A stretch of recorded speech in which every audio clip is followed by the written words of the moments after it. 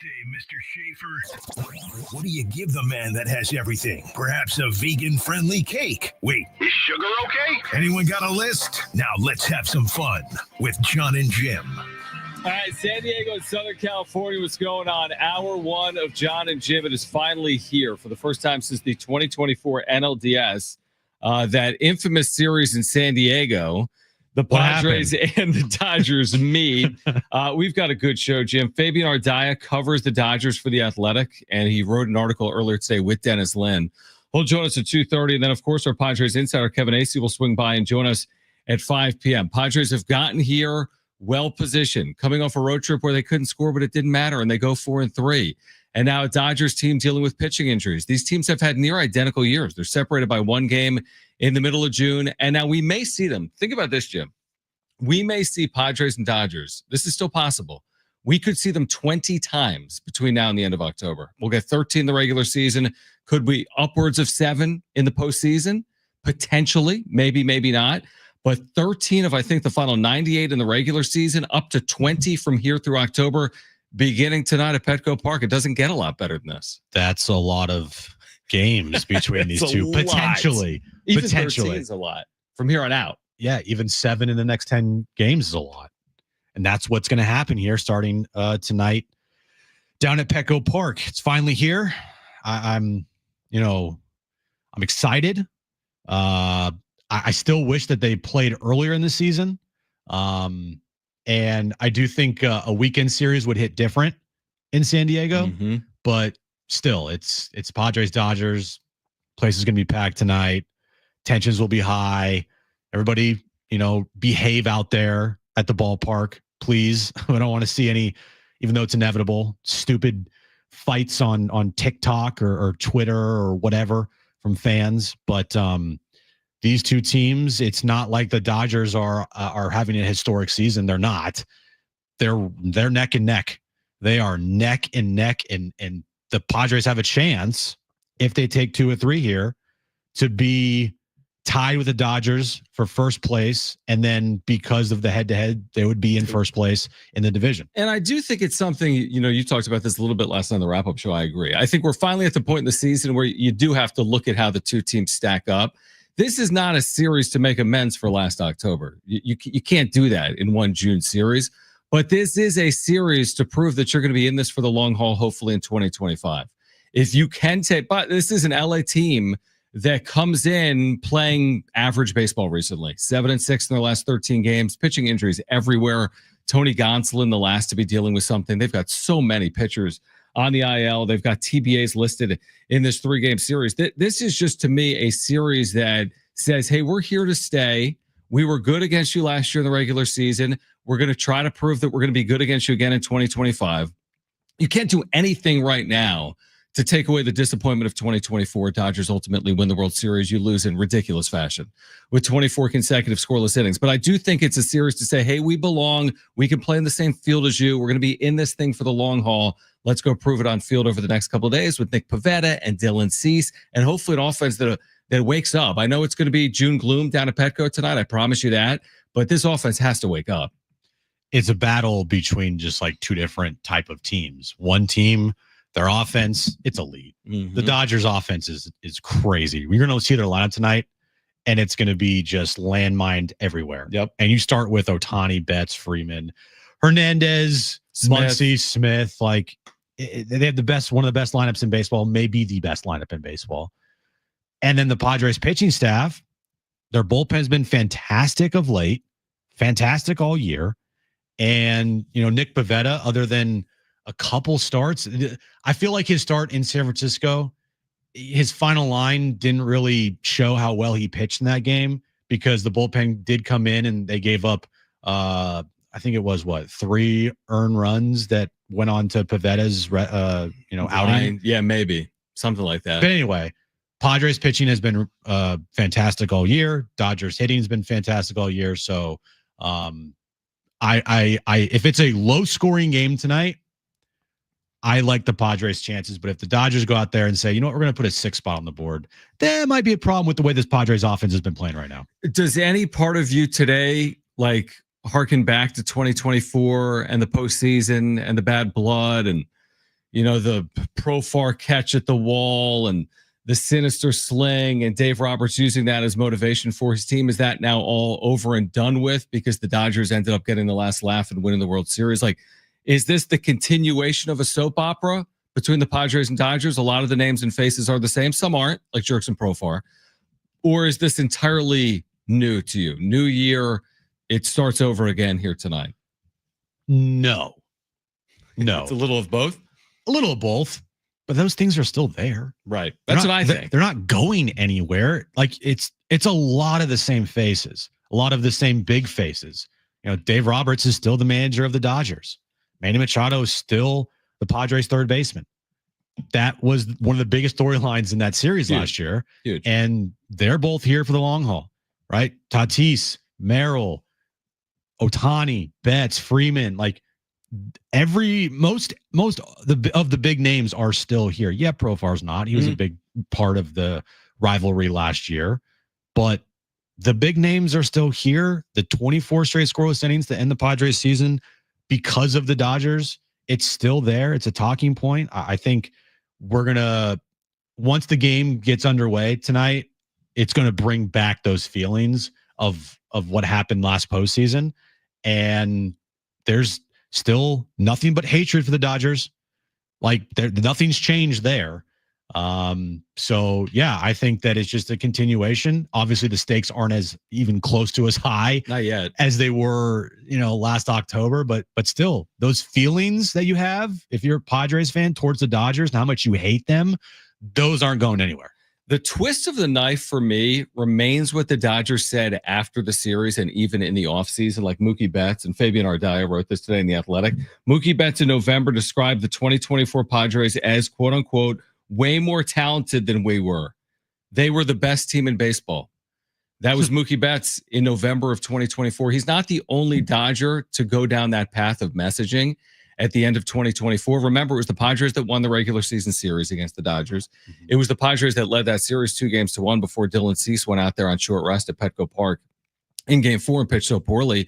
And you're right, the next time the Padres score will be the first time in however many innings, but add 24 to it. If they score in the first, it's a 24-inning scoreless streak snap. But if it takes more time than that, that's going to be part of the story as well. And it's an offense, as you bring it back to 2025, that if they didn't have Manny Machado, would be coming off like a 1-6 road trip or worse. Right. Because Manny Machado has just truly carried this team. He's had such impactful moments recently, including yesterday, the only run on a solo home run in Milwaukee. They have to awaken, to your point, an elite offense in Los Angeles. You're not going to win every game 2-1 over the next 3 nights. You're going to have to score more than they've been scoring here recently. And that hopefully begins tonight against us in May. For Manny Machado, as you mentioned, 7 home runs, 13 RBIs since I tweeted out on amazing May 23rd. Manny is going through it right now. Yikes. 16 games. 16 games since then. They are 10-6 in those games. Manny Machado has 5 home runs in the 7th inning or later in the last 16 games. Wow. 7 total. He's now at 10 home runs this year. His OPS is right around 900. Amazing. It's like clockwork with him. Now, I know people, I'm looking at these tweets too. Some people are like, shut up. Stop tweeting, consistent misses. You're an idiot. Update. Yeah, dude, you're stupid. The point was to get him going. Well, the point was he was in a pretty big slump when that tweet went out. Mm-hmm. I have to go back and look at it because I'm pretty sure that it was either 0 for like 19 or a 1 for 20 leading up to that tweet. What was the day of the tweet? May 23rd. So he was 0 for 2 for 4, 0 for 5 into that game. So he was, let's see, I'm just looking, 8, 11, 15, 2 for 9. No, 2 for 24 heading into that game. 2 for 24 heading into that 24. game. And ever since that moment, 2 for 24, I think 2 at bats later or 1 at bat later, he hit that home run late in the game against the Braves. Yep. And he has been just on a hot streak since. So The Manny goes, team goes. Manny goes, team out. goes. Now, there was a game this road trip where he was fantastic and they lost. Well, it's not going to be with 100% certainty. No, but it's as close as it gets with one player. It's amazing. You're spot on. I hope it continues, because if it does, the Padres are good. There's no world where Machado hits 315 with 34 home runs and they're not good. It's not happening. If he hits 315 with his 895 OPS and 34 home runs, as most as a Padre, team's winning more than 93 games probably. And last year was amazing with 93. Now, Manny's had big numbers and the Padres have had bad seasons, but they weren't as good as his career averages. I know in 2021, I think he might have had 100 RBIs and I think he had 30 home runs, but I think his OPS was in the 700s, if I'm not mistaken. It wasn't his fault they were pitching whoever they were pitching. That is also true, but look at his numbers that year compared to like 2022. While his home runs and RBIs might have been down, his average, his slugging percentage, his OPS, all up across the board. Yeah, you're right. He had a really good 2021, 836 OPS. It wasn't as good as 2020, the short year. It wasn't as good as 2022, the 900 OPS in 2022. And again, the truth is a position player can only do so much. The fact that there is a direct correlation with Machado to winning is impressive, considering he doesn't pitch. I know. So that is amazing. And in 2021, who are they throwing in the second half of the year? Jake Arrieta. And just Vince Velasquez. Yeah. Oh, so, gosh. I mean, they were on fumes. Yeah. They're pitching. Snell got hurt. I think Darvish got hurt. The only player that was out there that they traded for that was still pitching was, I think, Joe. What's interesting is this pitching staff is without Joe and Darvish and King. And we just saw a series in Milwaukee where they didn't pitch Pivetta Cease just because of the turn of the rotation. And the three guys that pitched on paper, you're like, huh? And Vasquez, Kolick, and Berge. And they couldn't have been better. They were fantastic. Milwaukee had one extra base hit in the entire series. One, the walk-off home run. In a 3-game series at home. It could have swept. It was just, they could not have pitched better. But the thing is, it's like they are walking this tightrope every single night because their offense has been so inept other than Manny Machado. And I'll throw in Gavin Sheets as well. Everybody else in that lineup, it's literally hit or miss. And most of the time it's been miss. To the point where they finally sat Tatis. I mean, he didn't play Saturday. Yeah. Didn't pinch hit him. He returned Sunday. He goes 0 for again. Fernando Tatis Jr. against the Dodgers has hit 19 home runs in 61 career games. Well, if we had a discussion on the wrap-up show about Tatis on Friday night. Oh, tonight's tonight, right? And if that didn't work, plus facing the Dodgers, plus having a full off day, I might have to tweet, John. So wait, okay, what are the conditions tonight? I say this, if he has one or fewer hits and reaches base safely one or fewer times, so he can't go 1 for 2 with 2 walks, that's too good. If he has one or fewer hits and they aren't extra base hits, is that worthy of a tweet? If he goes 1 for 5 with a single in a 4-2 loss, will you tweet? I'll up one there. I'll up you there. Okay. If he goes 0 for his first 2 tonight. 0 for his first 2 tonight, you tweet. And the at-bats don't look good, then it's time for a little bit of scorched earth on Fernando Tatis on social media. And this is for the betterment of Tatis. This is for Tatis. And this is not just for a bit. Like what will be said will be 100% true. Because this guy, I looked at his numbers once again last night. The beginning of May, he has been awful. Awful. He has 1 RBI in his last 15 games. All right.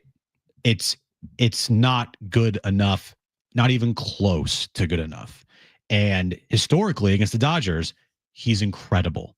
He always does well against the Dodgers historically in his career. When he sees Dodger blue, he turns into MVP. So if he can't get going this series and in the next 7 games, the next 10 games, 7 of them will be against the Dodgers, a team that he's historically good against. If he can't get going now, then something's really, really wrong. 3 letters, DFA. We're kidding. No. All right. So it's not just the Padres offense that's kind of going through it. Also the Dodgers pitching staff. We have the latest there with LA. Plus Fabian Ardaya. He covers the Dodgers for The Athletic. Will join us at 2:30. Of course, our Padres insiders on the show today as well. Kevin Acey will get us ready. Coming up at 5 p.m., a ton to get into. Padres and Dodgers round one of at least 13 this year. Coming up tonight at Petco Park. This is John and Jim on San Diego Sports 760 and live on the iHeartRadio app.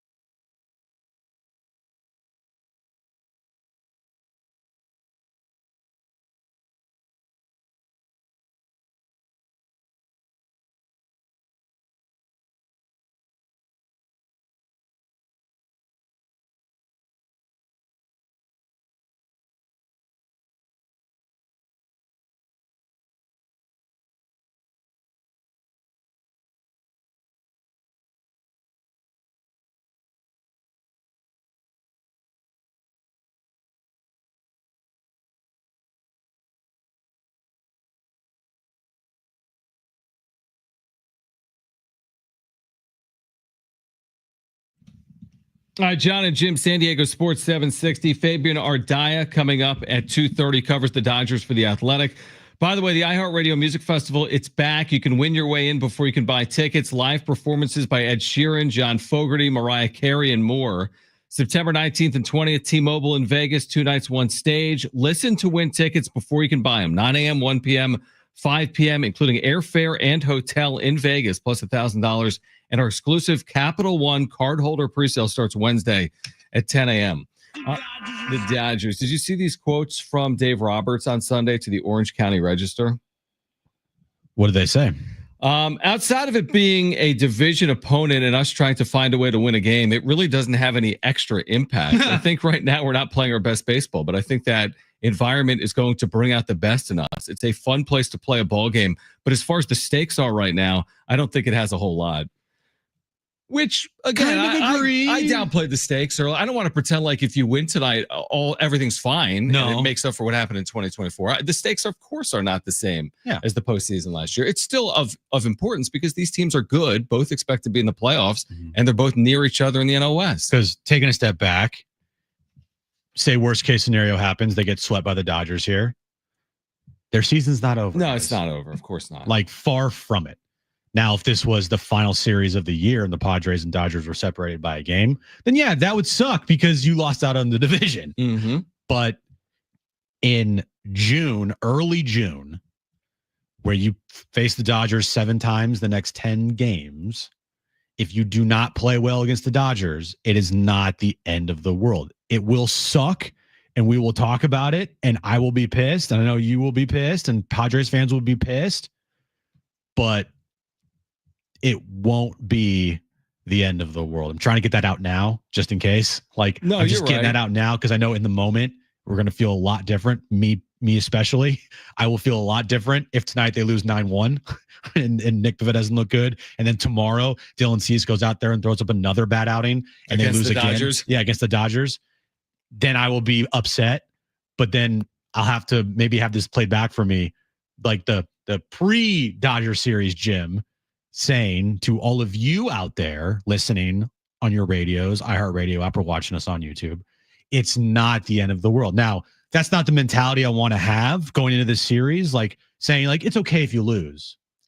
No, you almost sound a little bit more like me, but you're trying to, it's true. Over 162, you need to be able to kind of have perspective. And you got to take a step back sometimes. Like it's kind of hard, but like, let's think about this for a second. If they win 2 of 3 and are tied for first place in the division, that's a positive step, obviously. Right. And we're planning the World Series parade.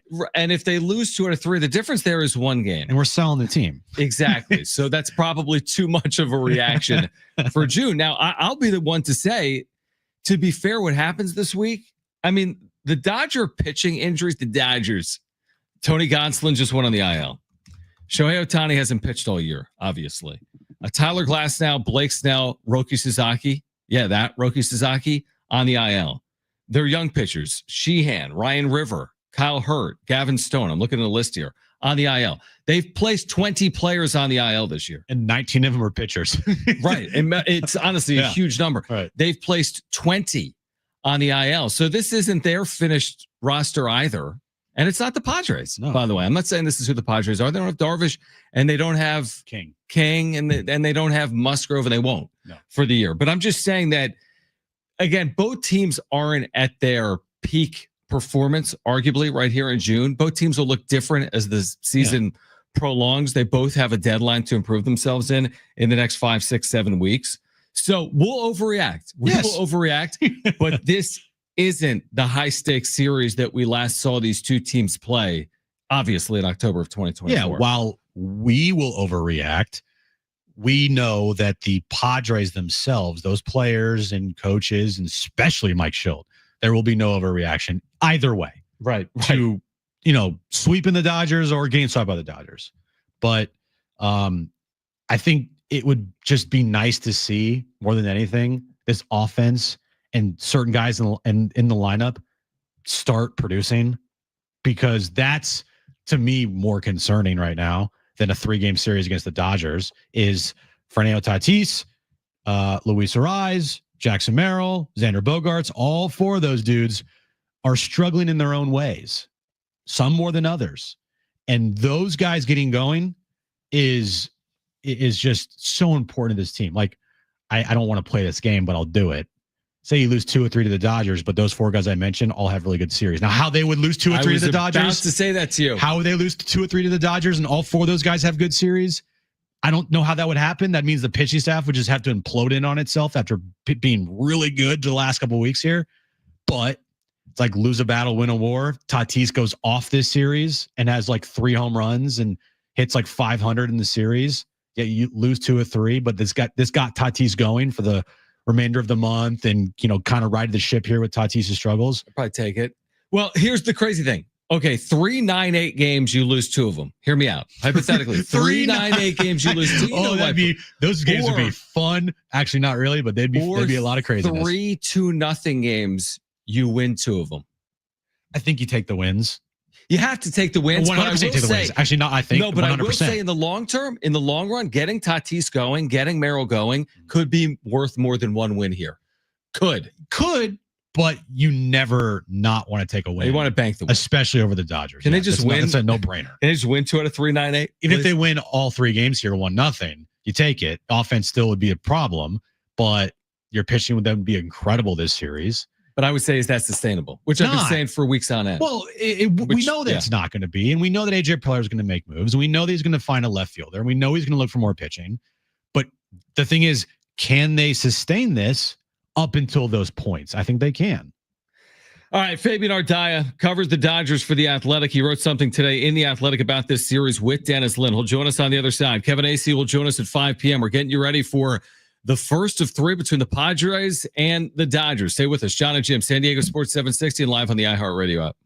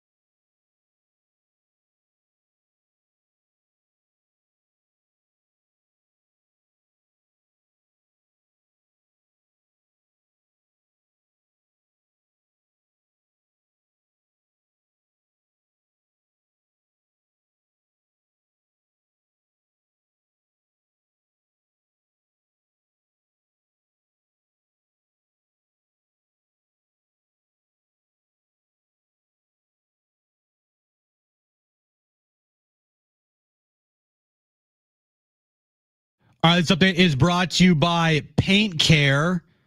Finally, Padres and Dodgers start a 3-game series tonight at Petco Park. 6:40 first pitch. Nick Pivetta on the mound for the Padres against Dustin May for the Dodgers. And the NBA Finals are all tied up at a game apiece as the Thunder blew out the Pacers last night in Game 2. Game 3 is in Indy on Wednesday night.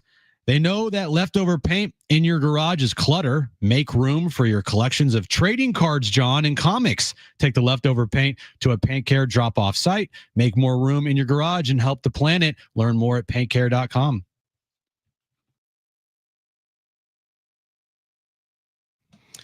All right, Padres, Dodgers, round 1 tonight, Petco Park, 6:40 first pitch. Great to catch up with Fabian Ardaya. He covers the Dodgers for The Athletic. And finally, for the first time since October of 2024, these two teams on the field once again here in 2025. Fabian, we appreciate you taking time for us in San Diego. I've seen what you've been writing here, like today with Dennis. I've looked at what you've been writing about on social as well.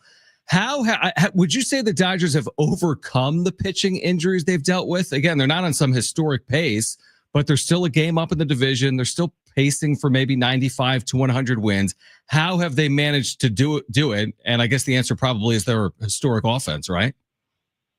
Yeah, I think it's really the lineup at this point that's sort of keeping them afloat. And yeah, like they've kind of survived it. I mean, it's because they have that kind of offensive firepower, but obviously, like this is not pitching staff, including the bullpen, that I think anyone kind of anticipated going into the season. You knew there'd be some injury stuff, just considering some of the history of some of the guys involved. But to have this large of an injured list for the second year in a row, really, it's been a tough spot for the Dodgers to be in. Yeah, to back to your point about this is not where they expect it to be. What's the fan base in LA, their feelings on, the season so far? Because with the highest payroll in all of baseball and one of the highest payrolls you've ever seen in the sport and all the moves they made this offseason, I think the expectation going in probably was better than this, right? Yeah, and I think there's also like the recognition of how good the division is. Mm-hmm. I used to had a little bit of that last year, obviously, with the Padres. We saw how competitive that series was, but the Giants are in the mix now. The Diamondbacks were expected to be in the mix. We'll see how much their own pitching injuries kind of sink them. But like, this is a competitive division, and it's a competitive National League. I think it's pretty clear far and away the National League is superior to the American League right now, and that's going to create a tougher hurdle for the Dodgers. Obviously, they're in a spot where all their top arms that they're kind of hoping are available for October are still technically in play for October. And as long as you have that, the Dodgers probably can hang their hat on that. But I'm sure they wanted this to not be as sweaty in early June as things already are. But that's kind of a byproduct just of how the Dodgers have played, but also how well the Padres and Giants have played so far this year. Fabian Ardaya with us right now. John and Jim, San Diego Sports 760. Padres Dodgers coming up at 6:40 from Petco. What kind of timeline is there for Ohtani to return to the pitcher's mound? Yeah, he's not going to be back before the All-Star break. I think that's very intentional, very deliberate on purpose, like how the Dodgers kind of wanted to do this. Because there's a lot of sort of risk that comes with bringing him back on the mound, including if something bad happens, then all of a sudden you're taking away his bat, and he's been cleared away just as good as he was last year during his MVP season. So they're kind of taking their time with it. You're seeing stuff even with this week where he was sort of scheduled to face hitters. Initially this weekend in St. Louis, he got pushed. They got pushed again yesterday to Tuesday because of different factors, whether it be the weather or he gets hit by a pitch. All this sort of stuff that you don't really have to normally worry about with a rehabbing pitcher, you have to worry about with Ohtani. So they're going to take their time there. I don't see him starting any game before the All-Star break, and we'll see whether it's August or wherever, just to give him maybe a roadmap of 8 to 10 starts to sort of figure out where he's at after a second surgery. But also, you don't want to risk having a setback or anything like that sort of impacts him offensively. What did you make of last offseason after the Dodgers won the World Series, how complimentary they were of the Padres and at every turn and any opportunity that Dodger players had to say how great the Padres were last year? What did you make of that and how they reacted and kept on saying like the Padres were the best team we faced all postseason? What did you make of that whole thing? I think they were telling the truth, honestly. Like you saw, as we could tell by the NLCS, honestly, like just the Mets obviously had a great story last year. a good team, obviously, and they've run back with a pretty good team. But you could just see a difference in like the level of play between those two teams, and also especially with the Yankees series, where the Padres were built to push the Dodgers in every way imaginable. They had the lights out bullpen, they had the starting pitching, they had the stars in the lineup, and familiarity where there isn't a fear of the Dodgers when it comes to the Padres playing. I think that's pretty clear. I think it's been clear for a few years now. Like, there isn't a fear there. And you sort of saw how that series played out. And you saw after that series, people with the Dodgers were sort of saying, wow, like we got through that. If we can get through that, we can go all the way. And you heard that after they won the World Series, they're like, oh, I still can't believe we beat the Padres. And like that I think is a testament to how good that Padres team was, and sort of also the position that the Dodgers were going into Game 4 last year. Like, they were dead in the water going into that game, and that's a huge sliding door those moments for both franchises, I think, if that game goes a little bit differently. That is really well said. Fabian Ardaya with us right now, covers the Dodgers for The Athletic. Of course, the Padres turned to Dylan Cease on short rest. They didn't go bullpen day. Joe Musgrove was out based on that Atlanta series, and the Padres didn't score for the last 24 innings of the series. How do you see it as you start a new season in terms of a season series? Like, does some of this storyline continue for you where it left off in 2024? Some of the bad blood, what Dave Roberts had to say about Manny Machado, that back and forth, the situation that played out with Jurickson Profar throughout the course of the year. I know he's no longer here. Like, is this a completely blank slate, or does the story continue from a year ago? I think it's inevitable, because it's not just last year's story. I think it's been 5 years now where, I mean, they've played the playoffs 3 times in the last 5 years, and it's been pretty competitive just about every single time. There's going to be a history there. Also, just because you're baking in, like, this is a division race. Like, these games really matter. And you're looking at a Dodgers team that has barely played teams in the division this year. It's been really weird with balanced schedule. They've had 3 against the Rockies. I think it was 4 against Arizona, and that's about it. So, yeah, they're going to feel a huge stretch here, especially against the Padres, where they play each other 7 times in the next couple of weeks. There's going to be a lot of big, important battles that are going to sort of dictate what the second half looks like for each team. I think both teams can sort of feel like they're definitely firmly in the postseason mix, but we saw last year how much home field advantage, winning the division, getting to avoid the wild card series can sort of have for guys like that. We know him well here in San Diego, Tanner Scott. He's now with the Dodgers, but he's struggled with the Dodgers this year. What is attributed to his struggles this year so far in LA?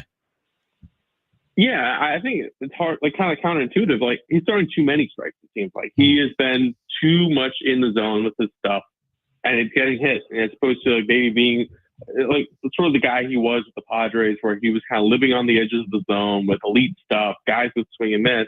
The stuff is still really strong. Yeah, maybe it's a slight takedown from where it was last October, just naturally because it was October. But he is missing over the middle of the plate. He's not really putting guys away. It's a lot of 2-strike counts where he can't quite put guys away. And you've seen a little bit of the last couple outings where he started to figure it out a little bit more. They made a tweak with his delivery. He was kind of flying open a little bit. It's hard for him to command the baseball where he wanted to. He was throwing strikes, but not the types of strikes that he wanted. And yeah, it's a position where I don't think that if the Dodgers weren't in the position that they were in, where like pretty much the entire bullpen was on the injured list, and they were really relying on Tanner Scott to close out every tight game they had, if they were in this different situation, they probably wouldn't be as magnified as they are right now. But now I think we're in a position where he's looked better the last couple. Michael Kopech and Kirby Yates are back, and I think the Dodgers probably feel overall a lot better about their bullpen now than they did even a week ago. Fabian, tell me if this is kind of off base or not, or crazy, but is Shohei Ohtani having a better offensive season than he did a year ago? He's off to a better start than he was last year. I think you can say that for sure, because especially on the power front, I mean, he is off to the best power start of his entire career. And you're just seeing, like, this is a guy who obviously won multiple MVPs in an Angels uniform, and what he did was spectacular. But as someone who saw him in 21 with the Angels, to seeing him last year and the evolution he had over the course of the year, he just is such a dialed-in hitter at this point, where he will have stretches where he's prone to chase or whatever. But usually, if you throw a pitch in his zone, he will destroy it, and he is not going to be someone that you can get to chase quite as much as in the past. And he's probably as dangerous of a hitter as he's ever been at this stage of his career, because you just kind of know that anything that you throw that's close to his zone is going to get out of the ballpark or be hit really hard somewhere. Obviously, we saw last year how much his legs kind of enhanced his offensive profile. You saw that over the start of the season. He's run a little bit less as his pitching development has kind of progressed, but it's still something that's part of his game that you have to keep in mind. So we're in San Diego. Not a lot of Dodger fans listen to San Diego radio, or maybe they do. I don't know. But I couldn't help but notice on your X profile that you're in San Diego, and I think that's the visiting dugout with an SD behind you. Do Dodger fans ever give you slack or flack for having your profile picture be in San Diego? They do not. I do love being in San Diego. It's a great ballpark, and nice visiting dugout, and yeah, I like Petco Park, but no, I haven't heard anything yet. So well, we do appreciate that picture. Yeah, we appreciate that picture, and it's a good picture, by the way. So it's glad that it's your profile picture. Are you? And by the way, Fabian, are you celebrating your birthday today? Huh? Did we lose him? He hung up. No, I'm here. Oh, yeah, I celebrate my birthday today. Yeah, it is your okay. Oh. Yeah, we saw it on social media. So, well, happy birthday! Happy birthday! Enjoy it in San Diego. Thank you. Hopefully, it's a great 3-game series here between the Padres and the Dodgers, and we appreciate you taking time for us. Of course, anytime, guys. All right, great stuff. Fabian Ardaya again covers the Dodgers for The Athletic. We're going to react to that on the other side. A lot to get into. Plus, we've got a giveaway for you today. We'll tell you about on the other side as well. And Kevin Acey, of course, our Padres insider, will join us coming up at 5 p.m. Padres-Dodgers, game 1 of 3 from Petco Park at 6:40. We've got you covered until 6 p.m. This is John and Jim, San Diego Sports 760 and live on the iHeartRadio app.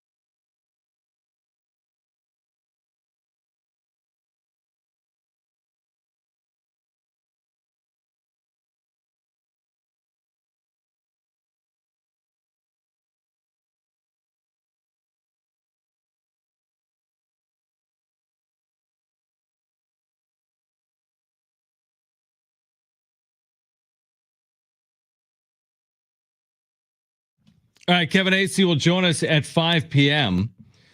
We have tickets to give away. We have a 4-pack of tickets to see Dierks Bentley, North Island Credit Union Amphitheater in 10 days, June 19th. Tickets and info at Ticketmaster.com. We'll give those away in the 4 o'clock hour. Also, make sure to download the all-new iHeartRadio app. When you do it, put John and Jim and San Diego Sports 760 in your presets. You can listen to the show live.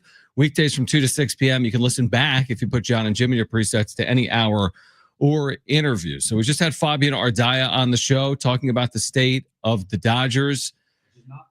Which is not everything's perfect for them right now in their eyes. Don't they they remind me of being like opposites. Padres pitching's been good. It's been the reason why they're in the position that they're in. They've really labored offensively. They've been carried by 1 or 2 players by and large this year, where the Dodgers pitching has been injured. You look at some of the scores of their games. They've had to slug their way to some wins. They've got this elite offense. It's like you got a Padres pitching staff that's carried the way. You've got a Dodgers lineup that is carried the way, and they both are near identical in terms of overall record at this point. I did say not early in the season, but earlier, I think either last month or when Michael King was healthy, I said, I bet you right now that the Dodgers would absolutely love to trade their pitching for the Padres pitching. Now, I don't know if I could say that now, just because their starters are, Berger and Vasquez and Kullock, they've done a fantastic job, but Cease has been really bad this year. Pavetta's been really good. I don't think his numbers show like how good he's been, but at the same time, you're right.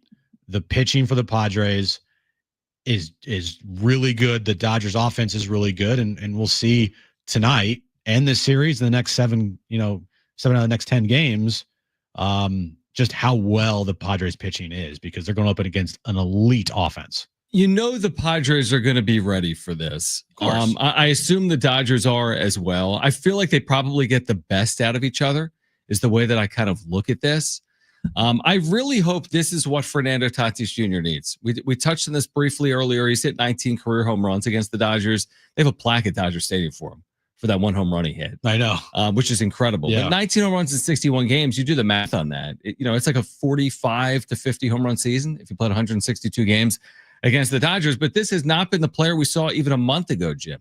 To think that he would have such a polar opposite season, a month of MVP-like play, of course, that doesn't make a season, and then a month of replacement level play, that also doesn't make a season. This has to be the night. I know we joked about it earlier. If it's not tonight, then you'll tweet about it, or even 2 at-bats in, you're going to tweet about it. It feels like it's got to come. I need to see it. For me to be confident in Fernando Tatis Jr., I feel like I have to see it this series, or the questions are going to continue to pop up as to why is Fernando Tatis Jr. struggling in such a massive way right now for weeks on end. It's a multitude. Love that. It's multitude. It's multiple things. Mm-hmm. It's got to be. How could it just be he's just slumping? Like, I don't buy it. I don't buy that he's just mechanically off. I think it's multiple things that are happening. Do you think he's multitude? Thank you, Brian. Do you think he's hurt? Since the day he was hit by Mitch Keller in Pittsburgh, that's the day that coincides with his slump. I don't want to say yes, because if he is hurt and they just haven't been telling us, then that's a bad look. And I don't want to go through that again, where it's like he's got a fractured arm. All of a sudden, in 2 weeks, are like he can't deal with it anymore. He's had a fracture in his wrist or wherever. I don't know. Like that'd be ridiculous. So no, I think he's healthy. He's out there every day. Yep. I just think that it's mental. I think it's mechanical. I think it's just his attitude, like all of that, scrunched into one. And that's the reason why he's slumping right now. It's not like, the pitchers are pitching him different, or he's just swinging at bad pitches. He's mechanically off. 1 minute, he has a high leg kick. The other minute, he has a toe tap.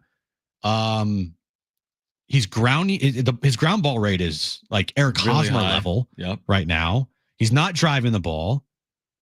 I think I think I have to look back, but I think he's had like 1 extra base hit in his last 10 games. That makes sense because you mentioned the RBIs. I mean, he's only had one RBI in his last 15 or 16 games. Yeah. So that speaks to that. So he's got to pick it up. And if the Dodgers can't do it, and then after having an off day and hopefully resetting a little bit, like I don't know when we're going to see Tatis get back into the form here. Yeah, I mean, he's hitting 259 for the season now. His OPS has dropped under 800. And to Jim's point here on what he has done recently, he has had 1 RBI since May 18th, 2 RBI since May 13th. I'm looking at his extra base hits, and he's had 1 in his last 1, 2, 3, 4, 5, 6, 7, 8, 9, 10, 11, 12. 1 extra base hit in his last 12 games. Fernando Tatis Jr. That's unbelievable. Like, truly, I can't believe that. I know. It's just, you just are continuing to scratch your head watching this guy just not perform. That stat might not be right. For this long of a period. It might not be right. He might have 2. But whatever. He hasn't had a lot. The point still remains. Yeah. He's not hitting for power. He's not driving in runs. Now it's a little difficult when you're the leadoff guy. Like if you're leading off an entire season, you don't see many leadoff hitters unless it's like Judge or Ohtani have 100 and something RBIs. But still, he's not doing any of that. He's not driving in runs. He's not hitting home runs. He's not hitting for power. He's not getting on base. He's not hitting for like he's doing nothing right now. And that's got to change. Even Ohtani, to your point, with the crazy home run total, has 39 RBIs. He has 23 home runs, 39 That's RBIs. So you're not crazy ratio. You're not going to ask the player leading off, to your point, to have 130 runs driven in. Yeah. It would be nice for a player like Fernando Tatis Jr., though, to drive in 90-plus runs, which is what Shohei Ohtani, of course, is being asked to do as well. So hopefully it's this week. And it's not just Tatis, by the way. He's the most visible, high-profile player. If it was Manny, we'd be saying Manny. Arise hasn't been the same hitter as he was a year ago. Jackson Merrill has not been the same hitter that he was even to start the year, and certainly a year ago. Yep. The bottom of this lineup we've talked about ad nauseum. We haven't mentioned Xander Bogaerts because we feel like he's such a lost cause right now. Exactly. He's a lost cause right now, and they're winning. It would be such a bigger talking point if they were 6-10 in their last 16 games, not 10-6, but they're winning. So they're finding ways to win even with this, very mid offense. That's putting it probably too nicely. They're literally winning with their pitching and Manny Machado. Mm-hmm. Yeah, that's exactly how they've won. That's how they're winning games right now. Yep. So Marty just tweeted out. Okay. Speaking of ratios, tell me how awful this sounds. You've been in the clubhouse before, right? Yeah, of course. I've been in the clubhouse before multiple times. You've been in the dugout. We've been at scrums. We've done it all, right? She just tweeted out about a 40-1 media member to Padres player ratio in the clubhouse right now. You want to know what they're asking? About last year. That's exactly right. But I guarantee you, of the 40, media members to 1 Padre player ratio in the clubhouse, 37 of them, this is like their first time this year. Yeah, because they're probably here for basically either the national story of what Padres Dodgers means, or from the LA dynamic of the Dodgers are at Petco Park for the first time since Game 4 of the NLDS. It always bugged me when I would cover they just kind of show up for one series. Yeah, when I was there on a regular basis and not having this radio show is the games like against the Rockies. No one's there. Were awesome because nobody's there. And then the games versus the Dodgers, you're just like, oh, like for the fans, it's awesome, right? But for the Kevin Acey's, Marty's, Dennis Lynn, AJ Cassville, Annie's of the world. Yeah. Those people I just named have to deal with the 40 other people that are never there. Do you think there's a mental hurdle at all for the Padres heading into the series, knowing that what they're being asked about is how they disappointed/failed in 2024? You couldn't get over the hump a year ago. I think that plays no factor in these guys' mind. I think it might fuel them a little bit, truthfully. I just don't think that they're going into this game being like, we need to avenge what happened last postseason. We need to score runs. Yeah, unfortunately, they can't. Yeah, they can sweep the series. They're not avenging last postseason. Yeah. All right, much more on the Padres and Dodgers coming up on the other side. Plus, we've got that giveaway for you, a 4-pack of tickets to see Dirk Bentley. Plus, we finally have real Pac-12 conference news to share with our listeners, and we will do that on the other side. Kevin Acey will join us at 5 p.m. We've got you covered for Padres and Dodgers Game 1 coming up at 6:40. Hour 2 of John and Jim on San Diego Sports 760 and live on the iHeartRadio app is next.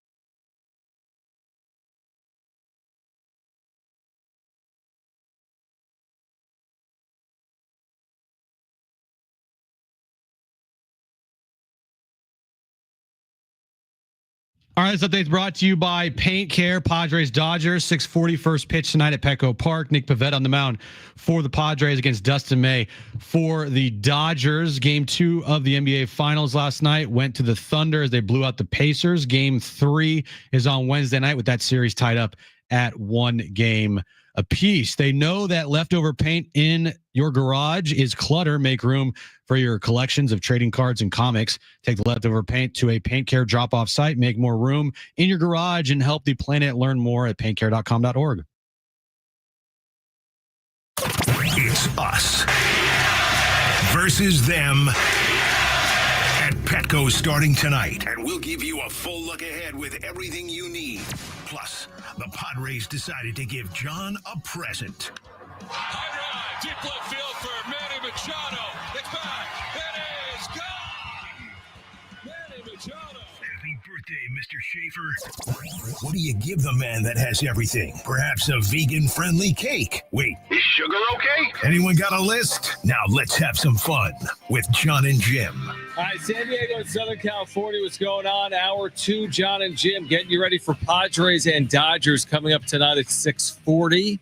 Our phone lines are open, by the way, if you want to weigh in on this series, 877-767-4760. You can always text us as well, 70470. Start your message with the word team. On your way down, make sure to tune in. Kevin Acey will join us at 5 p.m. If you missed our conversation with Fabian Ardaya, we'll share that back with you coming up in the 4 o'clock hour as well. Before we get back to the Padres, if I could mention some breaking Pac-12 related news for the first time in months, truly. Oh, go for it. So Ross Dellinger does a really good job covering college athletics. He's been all over the media rights and the expansion piece with the Pac-12. He wrote within the last 30 minutes, all 8 members of the new Pac-12 have signed their grant of rights and membership agreements. A conference spokesperson tells Yahoo Sports, it's a signal that the league is finalizing a new media rights deal that is expected in the coming days. He then went on to say this. The media deal is expected to feature as many as 4 different partners. The package paves the way for the league to formally offer invitations to expansion targets. Doesn't say target, but targets. The conference needs 1 full-time football playing member to reach FBS minimum to become an official conference. They need 1 more school that plays football. So do you have any reaction to this? I think it was just a formality, right? They'd get a TV deal. They would expand, get that 8th football playing member. We've been talking about this since last September when we saw it was Ross Dellinger that had the tweet that the 4 schools were leaving the Mountain West for the Pac-12, including San Diego State. This sounds encouraging for the Pac-12. We might have a media deal and expansion coming in the next few days. Are you going to be able to sleep? No, maybe. Potentially. I'll be doing a lot of reading on this over the next 24 hours. This lines up with the timeline that was talked about, right? Correct. Before July 1st, because any school that joins the Pac-12 would need to do so by July 1st, because that's a year out. And inside a year, it costs them more money to join. Man, this just snuck up on us. It's just snuck up on us. You're right. To go, hey, by the way, media rights deal for the Pac-12. Hello. Are you going to be 4 media partners? Are you going to be cool with this? I mean, we might get a streamer in there with like an Apple. I'm making this up. We might get a CBS and Fox and ESPN. Are you looking forward to seeing where the Aztecs are going to be playing in terms of like where on TV or where on streaming? Absolutely. Yeah, I'm looking forward to that. It's exciting because it's now becoming real. Like it's happening. They have to get 1 more football school. Right? They need 1 more football school at least. At least. So we'll be getting expansion plus media rights deal within the next few days.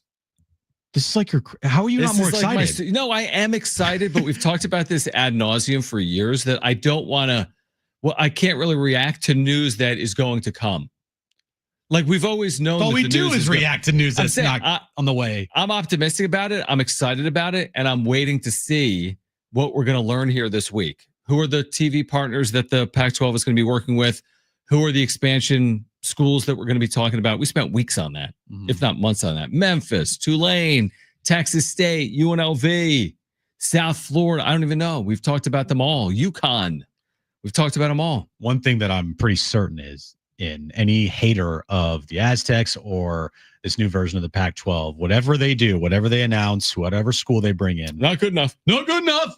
I can't believe this. They didn't bring Ohio State? Oh, this conference, this sucks. It's like Mountain West 2.0. I mean, I stick by you got the schools that are committed to spending in the Mountain West, the schools that want to win. Like Boise wants to win, San Diego State wants to win. Oregon State and Washington State were just in a bad spot. Mm-hmm. They were on the outside looking in, but they clearly want to win and get to the next level. Gonzaga is in this league in basketball. And they want to win. You got what Boise's done in football here recently. They were just in the college football playoff. State basketball. You have San Diego State basketball with Sweet 16 national championship tournament appearance the last 3 years. And teams like Boise State and Colorado State are teams that have made the tournament consistently. Yeah, Colorado State had a nice win in the NCAA tournament last year. They had that great game against Maryland in the second round. So I'm excited about it. I'm optimistic about it. I think if you're an Aztec fan, you should be excited and optimistic about it. If you're comparing it to the old Pac-12, stop there. Yeah. Of course, it isn't the old Pac-12. It's like we've said that before with other things before in this show. It's like you have to be reasonable.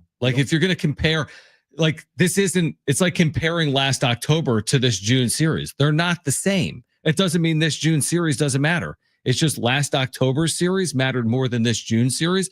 And yeah, playing at Oregon and Washington in the same league is different, obviously, than what the new World Pac-12 is going to look like. But I still think it's an upgrade for San Diego State. The only thing that this Pac-12 and the old Pac-12 have in common is name alone. That's it. And two of the schools. Right. And two of the schools, but mostly name. And they are banking on this name going a long way because that's what like the branding is, like the new Pac-12, same logo, same branding, right? It's not a Power 5 conference, but it's the name of a former Power 5 conference. And correct me if I'm wrong, don't they have a chance in the future to apply to become a Power 5, or is that not it? Yeah, that's kind of a touchy subject. Yeah. It feels like the 4 have kind of taken the ball and gone and they home. Probably will. It's not the 4, Jim. It's the 2. It's the 2. Because the ACC and the Big 12 are yeah. chasing, the Big 10 and the SEC making all those decisions. Yeah. So it's less about that for me, but I do think it is about this. Is the winner of the Pac-12 getting into the college football playoff? And I think the answer a lot of the time is going to be yes. The school that emerges from the Pac-12 in football, it's the best I think will be in the college football playoff. This past year was the Mountain West champion in Boise State. I think in the future, it's going to be the Pac-12 champion a lot. As yes, to your point, out of the non-quote-unquote power leagues, I think it'll be the best of the others, which will give them a chance to get to that college football playoff consistently. Right. And we have to see how it goes. But like if the winner of the Pac-12, new Pac-12, say they go 8-4, you're not getting to the playoff. You're not getting to the playoff. But if you have 11-1 team, 12-1 team, then you're probably going. Yeah, you're probably in. Absolutely. All right. So Kevin Acey will join us coming up at 5 p.m. It will be Nick Pivetta tonight for the Padres. Remember, the last time we saw Nick Pivetta on the mound was in San Francisco. He was cruising along. The Padres were on their way to a series win in San Francisco until they weren't. Had that 5-0 lead. They somehow squandered that. Ended up losing the game, I think, 6-5. Pivetta, though, by and large, has been very good this year. What we haven't necessarily talked about this past road trip, Jim, was that it is like fair to say they could have won all 7 of those games, and they could have probably lost all 7 of those games. That's how close they were. That's how back and forth they went. I think all things considered, you take 4 out of 7, considering you could have lost more. You could have won more. You went to the road. You took 4 out of 7 to start the 17-game stretch. That was a wild 7 games where truly I wouldn't have been surprised by any result. And they got 4 wins. They could have gotten more. They could have gotten less. And if you told me before the road trip started, hey, they're going to go 4-3, would you take it? I would probably take it. Right. Just with how their offense was playing. Now, again, you're right.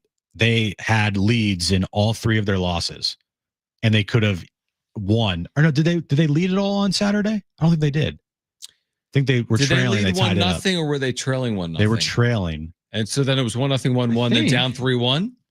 I'm not sure if they scored first or not on Saturday. Look that up. I'm looking at it right now. I know they scored first in both their losses in San Francisco. Correct. That's right. They were up 1-0 in that game on Saturday, and they gave up 4 runs in the 7th, 8th, and 9th inning. Well, like combined. Yeah. So they led in all 7 games and won 4 of them.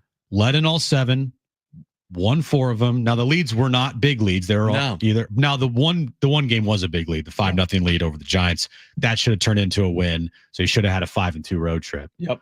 But getting a split in San Francisco, Giants are hot now. Take on Atlanta. It's changed their season around again. Just won 5 in a row. They are right on the Dodgers and Padres' tails. Yeah, I think they're tied with the Padres. They're tied with the Padres. 1 game behind the Dodgers. And they play the Rockies this weekend. Yep. So all we're talking about is like, what team in the National League West will emerge in first place after this series? Might be the Giants, and they're not even playing the Padres or Dodgers right now. That's a good point. It is. But yeah, I think the way the Padres have played, you could look at it a couple of different ways. And if you want me to spin it as a positive, I'll do that right now. Playing close games and winning these close games, I think is only going to benefit you for the rest of your season. Mm-hmm. And you are going to be playing a lot of close games the remainder of the year if this offense does not decide that they're, going to actually perform and hit. Right. So with that being said, they've already established themselves as a good close game team. They've won a lot of 1-run games. They are in a lot of close games. They've had comebacks. Like that, they are right now one of the better, teams in baseball in 1-run games and in just close games in general. So I think that only benefits you when you're winning these close games. If you're losing these close games, it's a different story. But winning these close games, I think this just gives this team confidence that they're never out of it as far as if they're trailing 1-0 or trailing 2-0, right? And that when they're in close game situations, they feel like they can come out on the other side and get a win because they've played so many and they've more often than not have won those games. Yeah, no, I buy that. I do. And I do buy that heading into this. By the way, we have the Padres lineup, which isn't at all surprising. I think it's been out for the last 30 minutes or so. Where's is it like the 27 Yankees? Where's Babe Ruth? It should be better than the 2025 Padres. You know what I mean? Like the way they've played, this is better than the 2025 Padres have produced. Like when I hear Fernando Tatis Jr., Luis Arraez, Manny Machado, Jackson Merrill, Gavin Sheets, Xander Bogaerts, Jay Cronenworth, then Tyler Wade, Elias Diaz. I mean, but Toddy, Arraez, Machado, Merrill, Sheets, you got to be scoring more than like 1 run a game or whatever they've done. And they're scoring more than that, but you get my point. But nothing odd about they are. Nothing, that you wouldn't expect out of this lineup here tonight against the Dodgers at home. Yeah, it's a lineup that is not going to change much. I know there's been talk and I see it in like the Discord and the chat. Mm-hmm. It's like, move Tatis down and move this person down. It's like, you can't move everybody down in the lineup, guys, because it's not just one player. It's like multiple guys. It's like 4 or 5 dudes that are all struggling right now. And realistically, if Tatis is hitting leadoff for you, you're not going to move him down to like 7th or 8th. And you're not putting him 3rd or 4th. Right. If anything, you're just flip-flopping him hitting Luis Arraez. But then do you want him hitting 2nd? It is up to Fernando. It's up to Luis Arraez, and Xander Bogaerts can be moved down, but he's already is down as far as you can go. You can't bet him 10th. No, yeah. Sometimes you wish you could, but like these guys are going to have to do it on their own. Fernando Tatis Jr., it's up to him to get out of this slump. Luis Arraez, it's up to him to return to batting champion form. It's up to Xander. Well, I was going to say something about Xander, but I just might as well not. Yeah, I mean, Xander, anything that he adds is just kind of gravy because you're not expecting anything. But it would be nice for him to produce, just like it would be nice for some of these other players we've talked about at length to produce as well. And it'd be nice, John, if I bought a lottery ticket and won $1 million. If I could lift 225, if I could bench 225. Well, no, you actually realistically, if you started working out, would have it. No, just listen. If you started working out consistently, you could bench 225 with HGH. You could 225. Yes, I know you have long, lanky arms. I would hope for 135. You could do it. Maybe you could do it. Let's bring me to the gym. If you actually like worked out 4 times a week. I do. I just don't lift anything.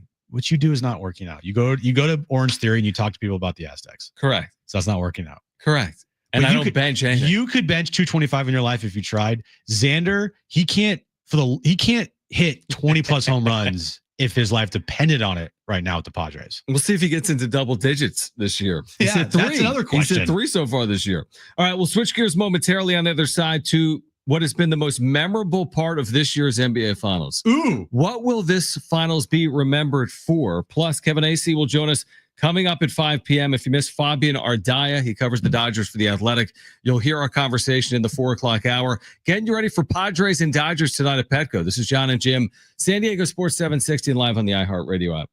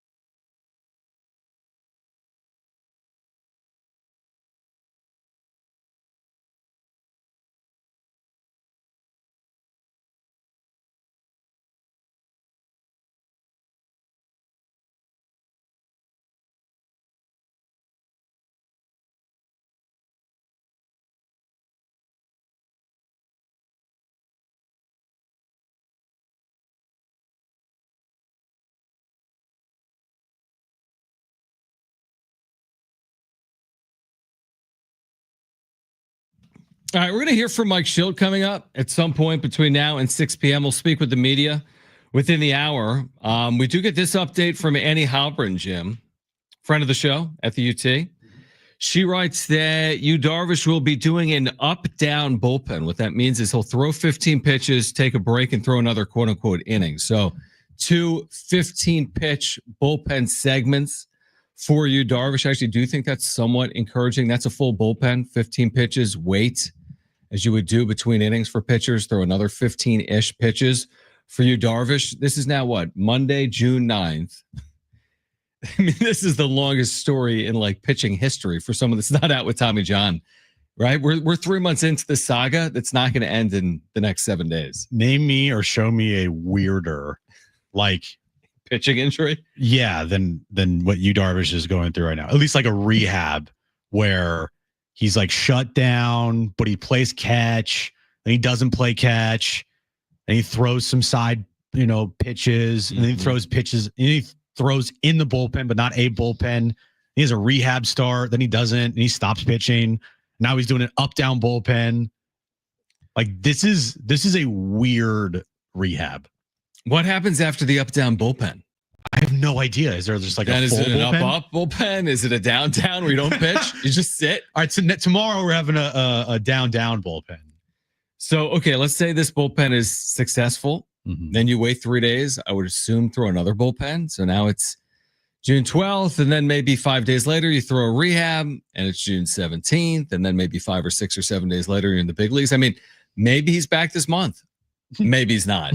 I mean, that's very wishful. And then the thing with King is like there's no real plan as of yet with King. So again, this whole saga of the Dodgers series, you're not going to see Darvish or King against the Dodgers over the next 10 days. Just like what's playing out with the Dodgers. Like they're slow playing the Ohtani back to the mound situation that Fabian Ardaya talked about earlier. Maybe he'll be back at some point after the All-Star break. Maybe it won't be until August or even September for the Dodgers. I feel like both teams are navigating pitching injuries, understanding what's most important is later you get in the year, but knowing you need to also get to that part of the year as well.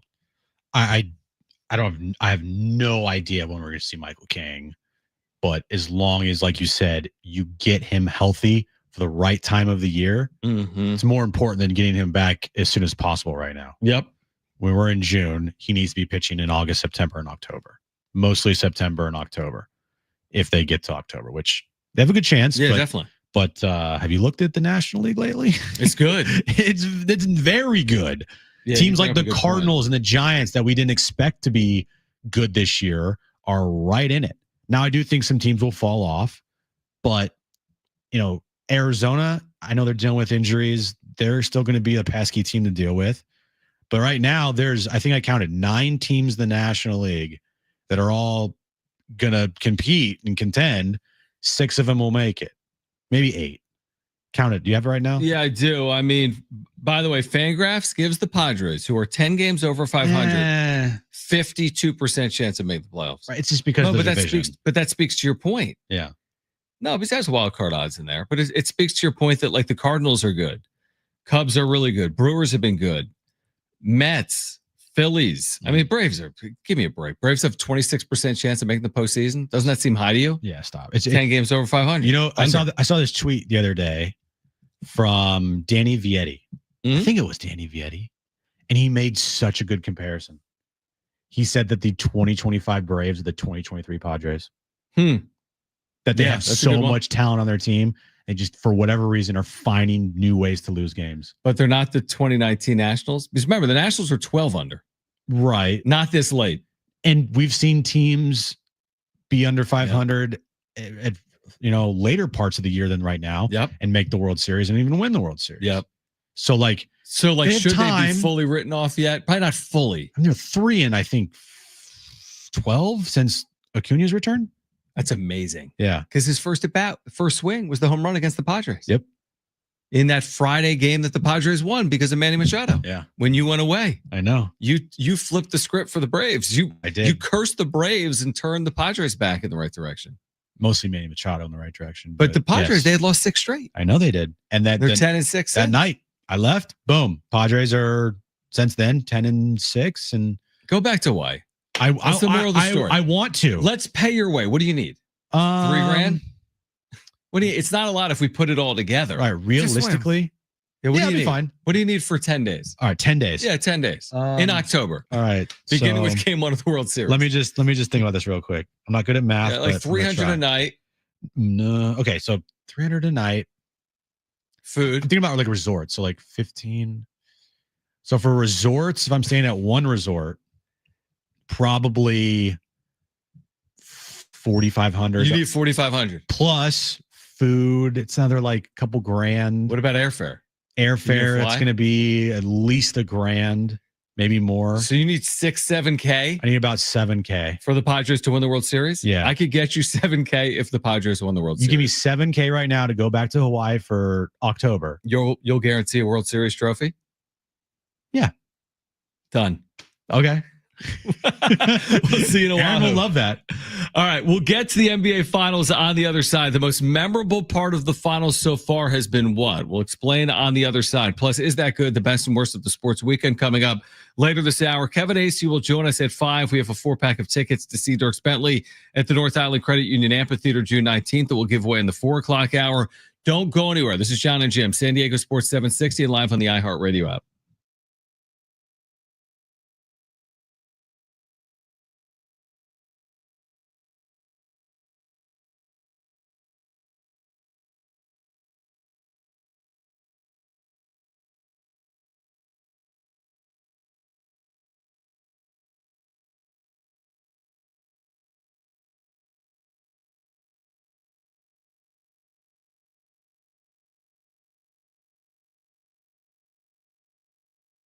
Hey guys, it is John and Jim again for the all-new Jamul Casino Resort, the Players Place. They have the Players Party coming up next week, as in this weekend, Saturday, June 14th. Get ready to kick off summer in style. It's their annual event. Enjoy $20 free play for everyone from 6 a.m. to midnight. Free food for everyone from 11 a.m. to 3 p.m. in Jive Lounge. It's an event you're not going to want to miss. Join them to start summer off right. So the Players Party is on Saturday, June 14th. Father's Day brunch at Prime Cut is on Sunday, June 15th from 10:30 a.m. to 3:30 p.m. Show Dad just how much he means to you with a decadent brunch at Prime Cut featuring lobster tails and hand-carved prime rib. Make his day extra special with a meal that he'll love. Plus, catch all the sports action, Padres, NBA Finals, NHL Stanley Cup, Tony Gwynn Sports Pub with the great food. You can watch all the action. It's where fandom meets fantastic. It's at the all-new Jamul Casino Resort, the Players Place.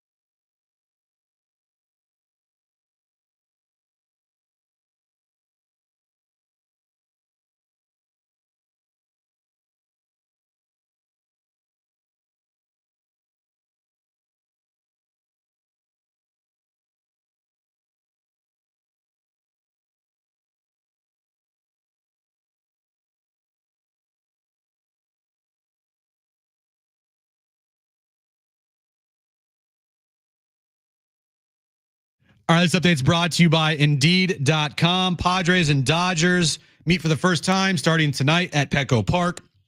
6:40 first pitch. Nick Pivetta on the mound for the Padres against Dustin May. For the Dodgers in the NBA Finals is all tied up at a game apiece as the Thunder blew out the Pacers last night. Game 3 is on Wednesday in Indy. When you're trying to find quality candidates, all the searching, screening, and interviewing can become a job itself. You need Indeed, the all-in-one platform that makes it easy to interview, screen, and hire quality people. Visit Indeed.com/credit.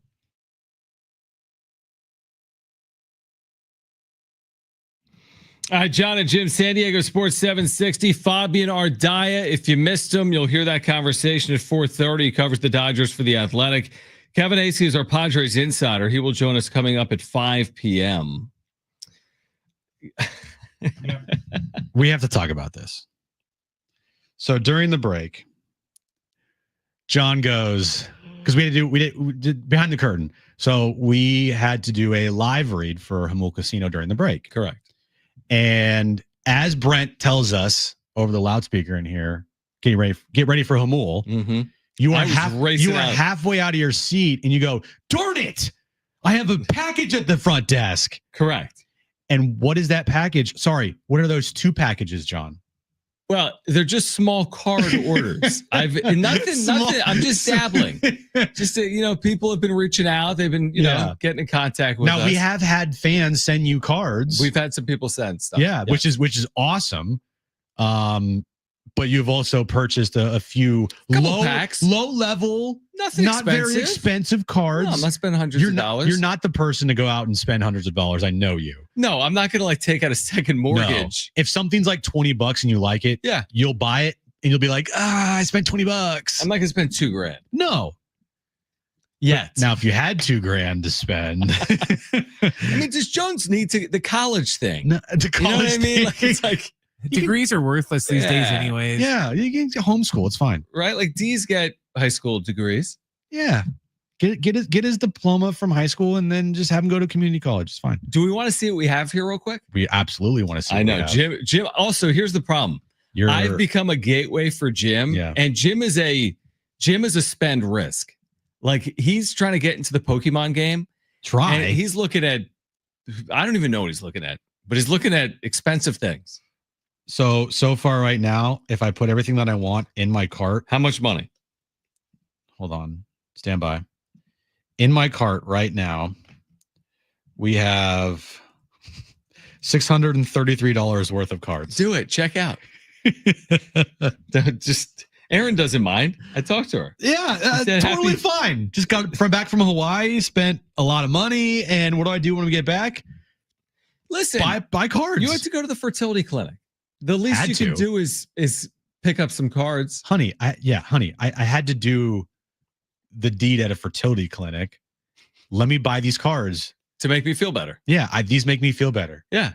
You understand, right, Aaron? Yeah, she'll understand. Totally. She's not leaving you. And in worst case scenario, what's going to happen? Nothing. Honey, you're good at the fertility clinic, and I'll get you some Pokemon cards. Yeah, exactly. Yay. I feel like that's a fair trade. Like fair trade off. I give a little to get a little. To give a little to get something. Yeah. Okay, I thought this was this. But what do you got here? You ripped in something? Again, what you got? Now, you may recall the other day, I had picked up a Nick Boyd Bowman U Aztec for life spent last year on San Diego State. For what, $2? It was just a couple bucks. Now, what I didn't tell you in real time was that I think is going to Jones because I had also ordered an autographed Nick Boyd Bowman card. This is just a few dollars more. Let me see that. Okay, let me just show that off to our YouTube viewers. All right. Okay. Very nice. And Jones loves the Aztecs. Like I love the Aztecs, so he's getting one of these. Okay. Pretty cool. I think it's a what they call sticker auto. Like you just signed a sticker and they put it on the card. Oh yeah. That's what makes it affordable. It says autograph. Like sticker on there. Yeah. You know what I mean? But it looks good. Top certified. Okay, I get it. Right? It's cool. It's a Bowman Chrome prospect autograph card. Yeah. And look, if Nick Boyd ends up becoming like a 15-time All-Star, makes the Hall of Fame, then this card's going to be worth a lot. It's in the same stat with like Cooper Flagg, but I just wanted Nick Boyd because he played for the Aztecs. You know, just like I'll want like Miles Bird in the future. Will you ever? Okay. Oh, here we go. Oops. Oh no. Oh my God. Okay, so I bought a few packs, apparently too. A few? Just 1, 2, 3, 4, 5, 6, 7. Let me see that. All right, you officially have a problem.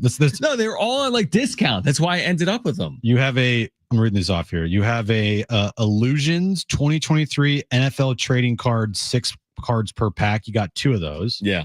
You got a Bowman Chrome 2024 4 cards pack. Correct. Football. You have a Optic Donruss football 4 cards Panini pack. Yep. You have a Donruss Panini pack 10 cards per pack 2024 NFL. You have a this one's gonna be cool. Panini Mosaic 5 card per pack. Looking forward to that. You also have a 2021, 2022, another Chronicles card pack. Let me just rip one on air. Hold on. Which one do you want to rip? It's a rip and wax Wednesday. It's a rip and wax Monday. It's a rip and wax Wednesday on a Monday. Okay. I think I either open Mosaic basketball or Donruss football. Now, are you going to open these at home or are these for Jones? Like, what's going on here? Yeah, these are for Jones. No, they're not for Jones, but like, yeah, no, I'm going to save a couple for Jones. I'm serious. Okay, so are we going to open packs, them all on the radio now? Kill me if I give him 7 packs of cards. Correct. I'm just going to open one. Happen. I'll just open one. Give me open the Mosaic, rip some wax, bro. Yeah, let's see if we got like an autograph, like, Steph. That'd be nice. Like a Steph rookie. I will steal it from you. PSA 10. Okay, so this is Mosaic. Ooh. Okay, and then speaking of the NBA, we'll get into the finals. Okay. Tim Hardaway Jr. Oh, wait, we got some color in here. We got some color in there. We got a red I like card. It. Ooh, a red. We got Tim Hardaway. Okay, Tim Hardaway. Miles Turner, Junior. who is 3 wins away from being a champion. Miles Turner with the Pacers. Okay. He's basically LeBron. Yeah, that card's worth 12 cents. Correct. Desmond Bain. Ooh, dude, it's a Pacers card. Yeah. Why is the Pacers jersey blue? I don't even know who this is. Jordan Nwora, Pacers. Is like the Pacers deck? No, never heard of him. Now we got the red card. Should I start from the bottom or the top? Tell me who this is. Hold on. There we go. Okay. Hold it to the camera. Let me look in the back. I can't look in the back. Do you even open cards right, bro? Steven Adams. Bust. Yeah. Okay. So that's why you don't buy packs. They say just buy single cards. Yeah. But it's fun to open packs. Packs are fun. It's fun, man. Packs are fun to open until you open them and you are thoroughly disappointed. Well, like Rich McGuire just said in the chat, Kristen will like the Pacer cards because she's a Pacers fan. Will she? Yeah, she likes Miles Turner. Who doesn't like Miles Turner? That's a Pacers fan. All right, let's get into the finals. We'll get back to the Padres. So game 1 had the great finish. It did with Halliburton, although the game itself wasn't terrific, but the last 4 minutes were entertaining. Very entertaining. Game 2 was not entertaining. And I watched the whole thing. And once they were down 22, the Pacers with like 10 minutes left, I'm like, I can't watch this. We kept it on, but I couldn't watch it. So the series is even at a game apiece. But one of the takeaways so far with the series, there's been Halliburton shot. The other has been NBA Finals logo gate on floor. It wasn't on floor for game 1. They then put it on floor. How did they put it on floor? It didn't look very good. They like superimpose it through. They've done it a lot with like sponsors, but I think at this moment in time, it kind of feels after watching game 2, this has a chance to end in 5 or 6 with the Thunder winning. Yeah, I could see 6 with the Pacers probably winning 1 at home, right? Kristen didn't like we said that last week. She's like, I heard you say Thunder in 6. I'm like, yeah, but I said I'm rooting for the Pacers. Kristen has to know that everything that I've said this year so far has been wrong. True. So she should be happy that I'm picking against the Pacers. But we have to offer our opinion. I mean, you watch these two teams, like the Thunder they're very good. Yeah. So with that being said, this finals is shaping up, unless the Pacers are going to play much better. They've only led for 2 minutes the entire series. The 0.3 seconds plus 2 minutes in game 2. Yeah. So unless they start playing better and unless they, win at home and Halliburton starts to play better, this finals could be over very quickly with the Thunder winning. And Shea's going to win the MVP and he's going to put together on paper one of the best seasons in NBA history. And it will be one of the most forgettable seasons, in my opinion, in NBA history. Even though on paper they're incredible. But right now, the number one talking point in this NBA Finals is how the court looks. Yes, I agree with you. But I do think the Halliburton shot, if the Pacers hang in this series, you're right. If they lose in 5, water under the bridge. If they lose in 5, the moment from game 1, it will be just like the Lakers Sixers final. 2001. I agree. Now, Lakers had way more star power than the Thunder could ever dream of having. Kobe and Shaq. Yeah, don't get better than that. Yeah. But that finals, him stepping over Tyronn Lue was the moment from that finals, even though it turned out to be a gentleman's sweep. No one remembers anything that happened in the other 4 games that the Lakers won. Nobody. And maybe Shaq picked up Kobe at the end of that series. That's the thing. Nobody knows. Yeah. So I have a feeling this finals could potentially turn into something like that. And it's on its way to doing that.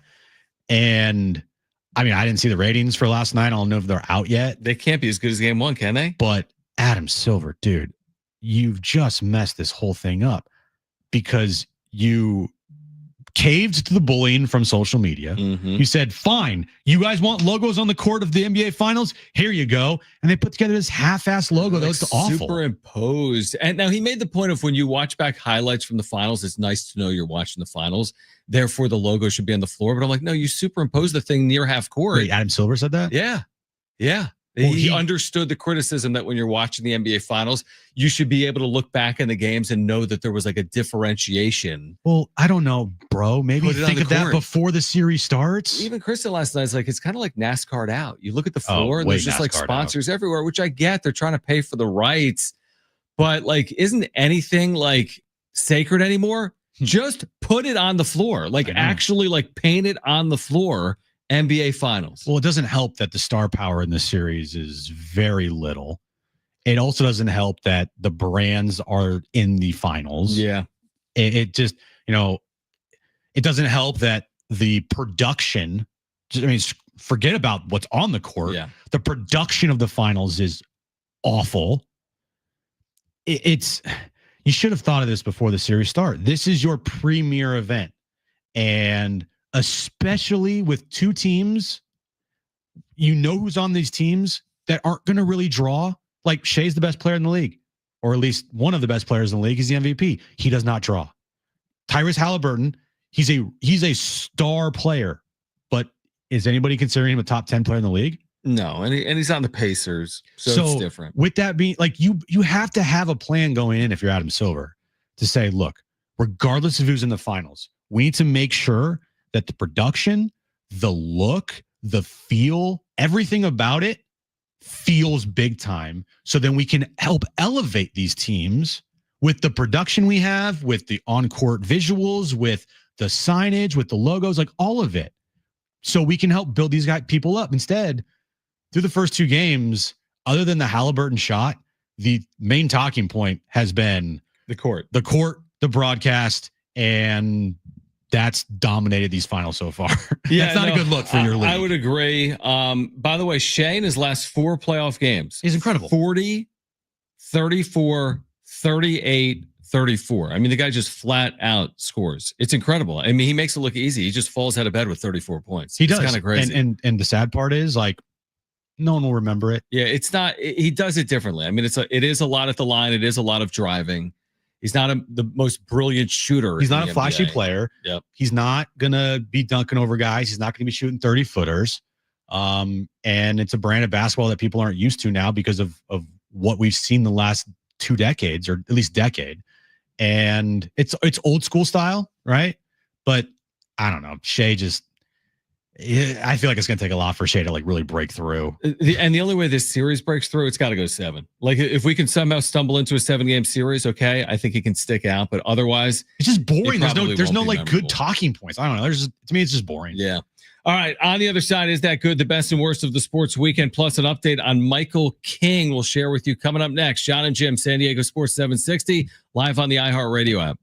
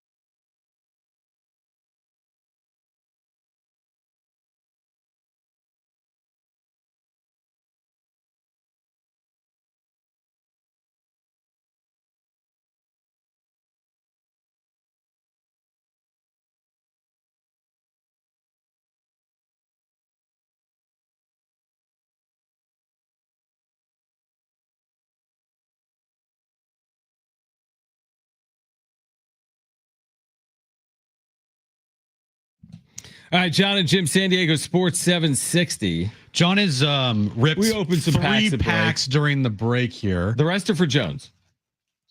Because here's the thing. These will go to Jones because Kristen's away next week. Ooh, so I need something to entertain him with. And like we can entertain him with these packs. You can do 1 pack a day. 1 pack a day. Yeah, that's all we do. So you ripped, how many packs will you rip here? Kristen 4? thinks I've gotten him too many cards. There's no such thing. It's just cards. Just get him. It's $2. Yeah, it's $2. You know, less than that actually. Yeah, it's just fun. And then get him a binder and puts all his cards in a binder. I got him a binder. You got him a binder. I got him a binder. We got a box. We're putting cards in shoe boxes. We're putting things in binders. Now we just opened a pack at the break. We have an update on Michael King, but we'll get to that. Forget about that. But in our pack that we just opened, Jim got a couple of high-profile Niners. Now, these aren't like one of ones. No, not even close. But you got a Brock Purdy and you got a Christian McCaffrey. Yeah, Christian McCaffrey. I don't even know how to say it. It's Donruss. Donruss, dude. Donruss. You don't remember like Donruss? It's a number 4 Panini 2024 Christian McCaffrey card. And then I got what's the panini? Is he like posing with a sandwich? Yeah, it's with the sandwich. That's the name of the brand. And then a Brock Purdy card. Pretty cool colors. Yeah, shiny. 2023. Now, if I keep these cards and they end up sucking this year, then it's my fault. It's your fault. Well, just put them in like I asked ChatGPT what to do. You put them in salt, I think, or rice, or I just rip them up, throw them away. It turns their season around if you put it in rice. I don't know if I want that card now because you think it could be cursed. I could have cursed them. Yeah. Yeah. Test it. But no, here's the thing. I didn't open it. You're not. Dude, you can't curse the Niners. They've cursed themselves. I know they really have. All right. Do it themselves. Here's the update on Michael King. What do we got? This is from friend of the show, Darnay Tripp. Okay. Who's down there. Of course he is. Supposedly. He won't come on the show, but he'll go down to Petco. Oh, it must be nice. Darnay says Mike Schultz said they are still gathering information on Michael King's injury. How much gathering can you do? He hasn't pitched in 2 weeks. That's team speak for we don't know yet. Mention that it's not common with baseball players to gather information. He has played some catch, but the recommendation is rest in a holding pattern to see what it is, and how to treat it. I tell you what. Does that sound encouraging? Tell you what. I need to find whatever bed he slept on and make sure I never sleep on that bed ever. There's no way this is fully related to sleeping. That's wrong. what they claim. That's what Kevin Acee has said, that they 100% claim. Everybody's talked to. It's how he slept on the bed multiple times. It is 100% from how he slept on the bed and nothing else. I don't know if I buy that. Not that he went out there. Not that he slept wrong and then went out there through a bullpen and then hurt himself even more, which I would buy because he was scratched pretty late into the afternoon that Saturday, if I remember correctly. It wasn't like they got to the ballpark and they said, all right, I don't feel good. I slept wrong. Let's scratch you here. They scratched him like 30 minutes before first pitch. No. Yeah. The Saturday before the game? Mm-hmm. King was not scratched 30 minutes before he first pitch. He was scratched, if I remember correctly, late in the afternoon. Go find the tweet.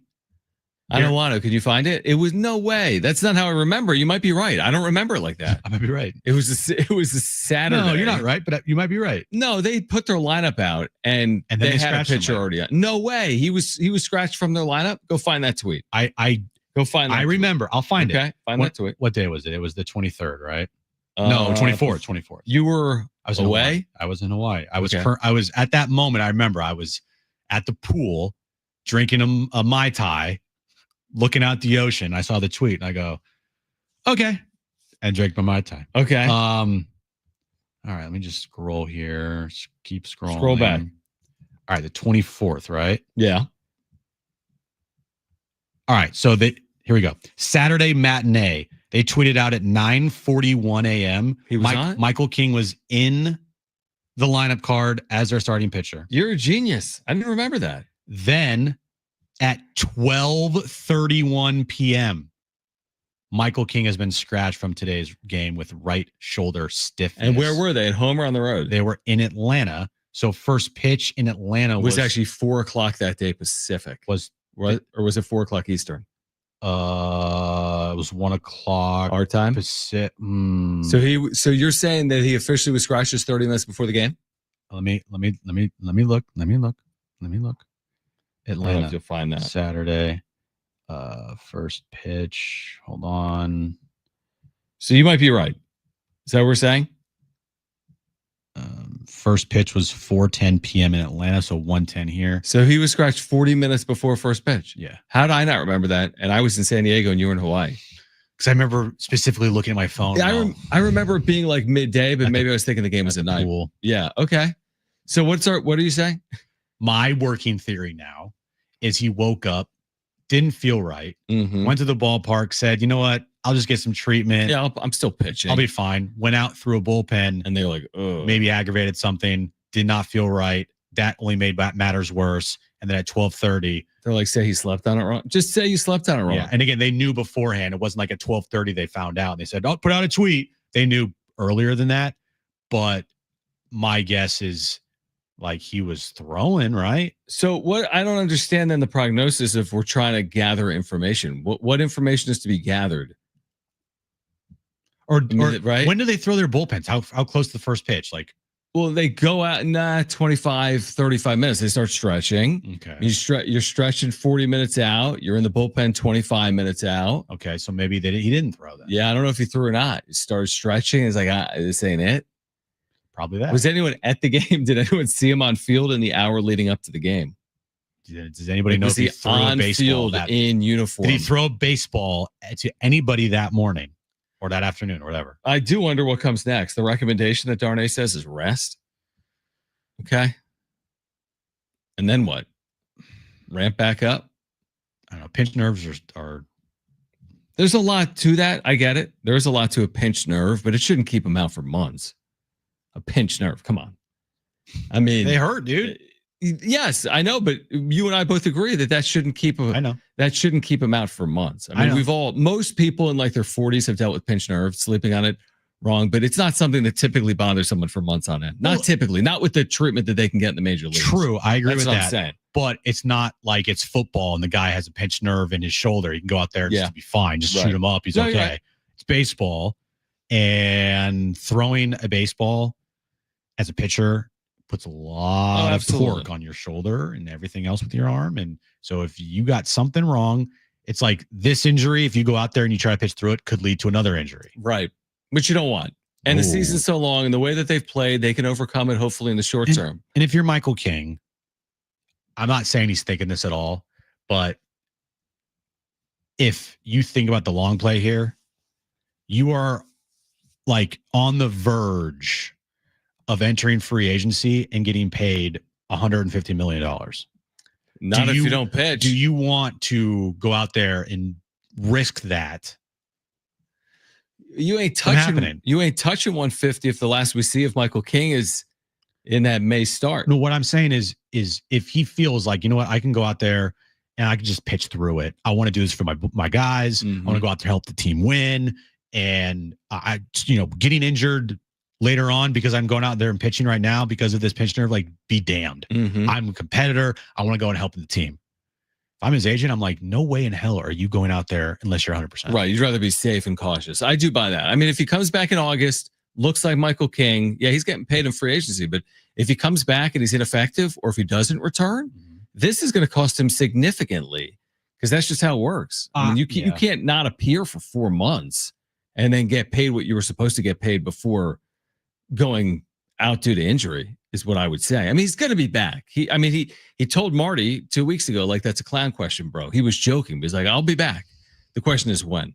All right, we'll get to the wrap on the other side. Also in the 4 o'clock hour, your chance to win a 4-pack of tickets to see Dierks Bentley at the North Island Credit Union Amphitheater. That's coming up June 19th. We'll hear from Fabian Ardaya from The Athletic on this Padres-Dodgers series at 4:30. Plus Kevin Acee, our Padres insider, will join us at 5. Hour 3 of John and Jim on San Diego Sports 760 and live on the iHeartRadio app is next.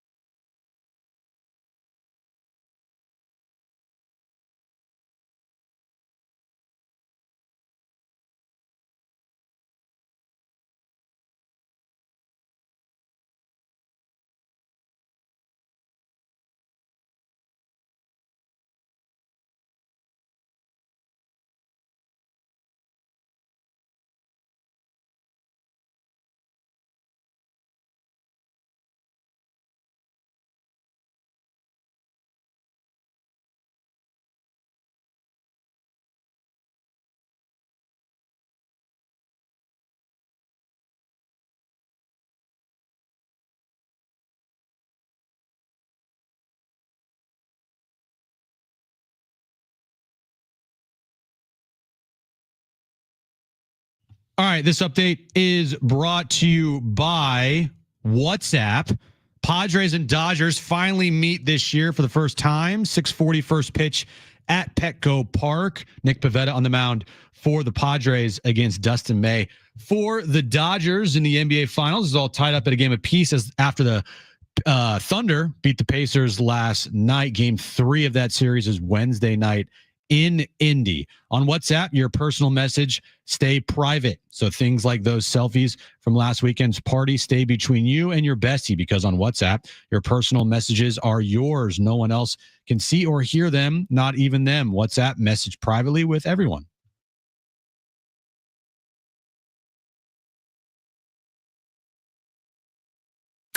It's John and Jim to warm up that drive home. Is this the continuation of a soap opera between the Padres and Dodgers? A lot of the names and faces are the same. Some aren't, like Jerks and Profar.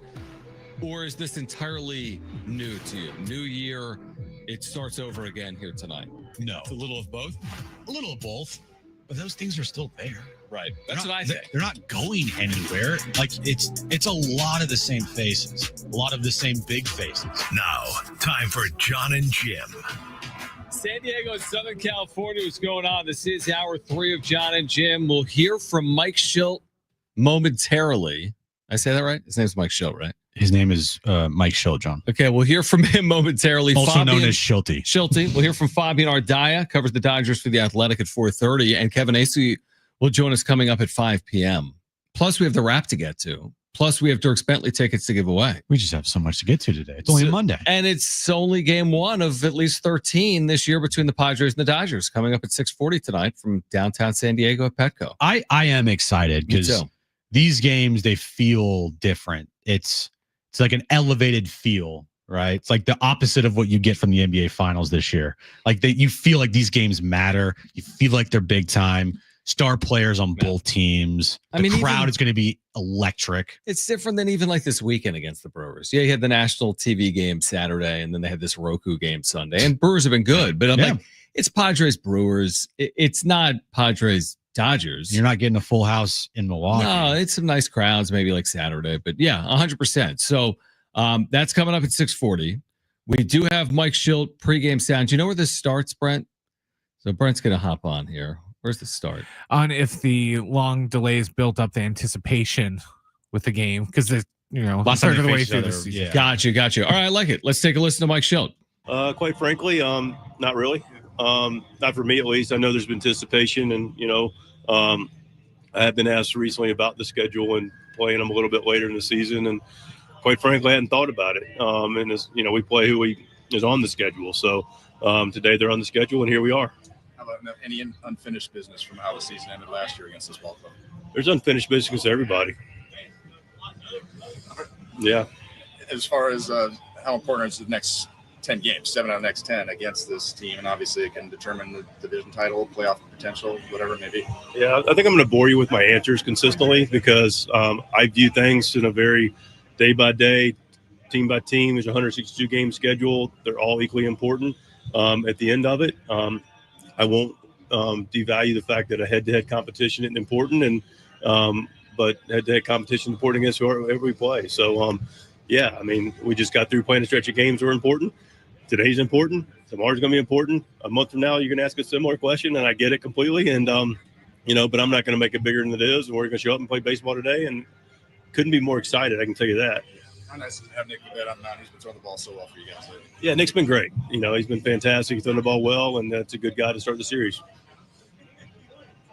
What's the latest on what Yu's going to do today? So he's ready for a bullpen? Yeah, Yu's going to get a bullpen with some ups and downs. So run 15 pitches up and then take a little break and then another 15 or so back up again and see where it goes. That's a good sign, right? How about Michael? What has he been doing? Michael's been learning a lot about what he's dealing with our medical staff. Is also on that learning curve of what it is and still continue to gather a lot of information. Rest is the prescription right now. He has played some catch, but nothing too aggressive and consistent. So we're just in a holding pattern to see what it is and the best way to treat it, if there is a better way to treat it outside of just the rest. Like, what do you make of just the stretch that you guys have been in? It seems like every game's a close game.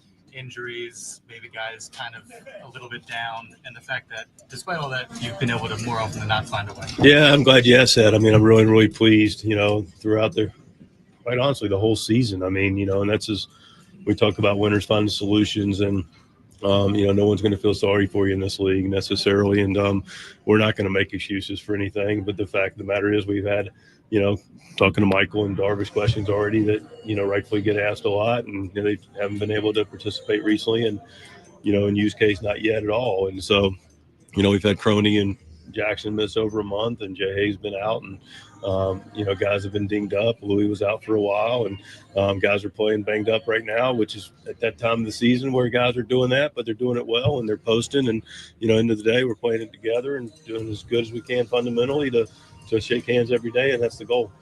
I know, not wanting to make too much of this particular series, is there anything you can do? Can you use what happened in October, motivation, anything like that, or is it completely finished? I mean, listen, there's Scan's question. I mean, look, do we need more motivation?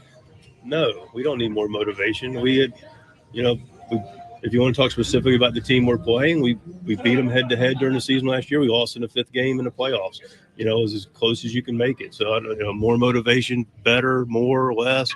We're going to go and do what you did last year. We're going to go up and play them head to head, and we couldn't be more excited to do it.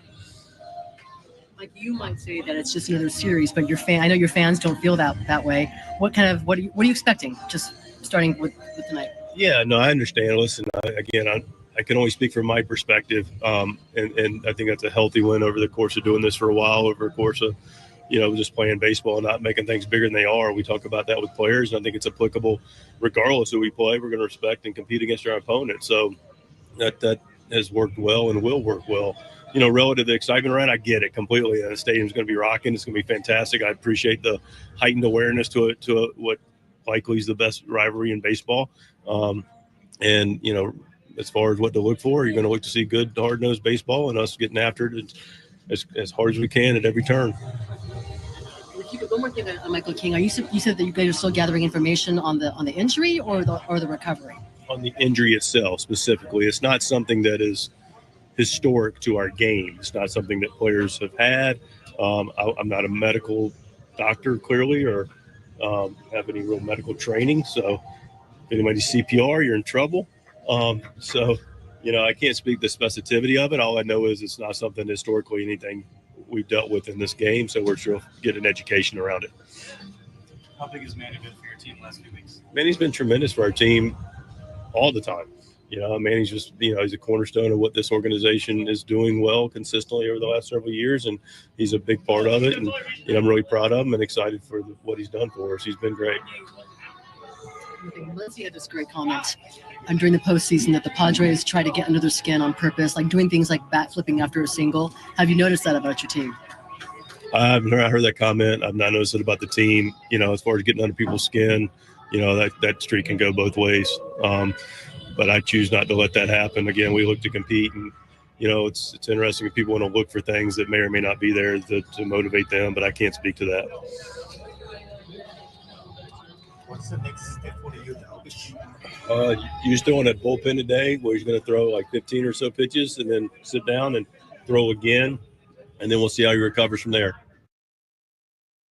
That was was it a feisty Mike Schilt? Little feisty. He started out very short for Mike Schilt's standards as far as answering questions go. Just another series, but you're being short. I do understand his mindset that, as a manager and as a baseball team, can't get too high, can't get too low, especially on June 9th.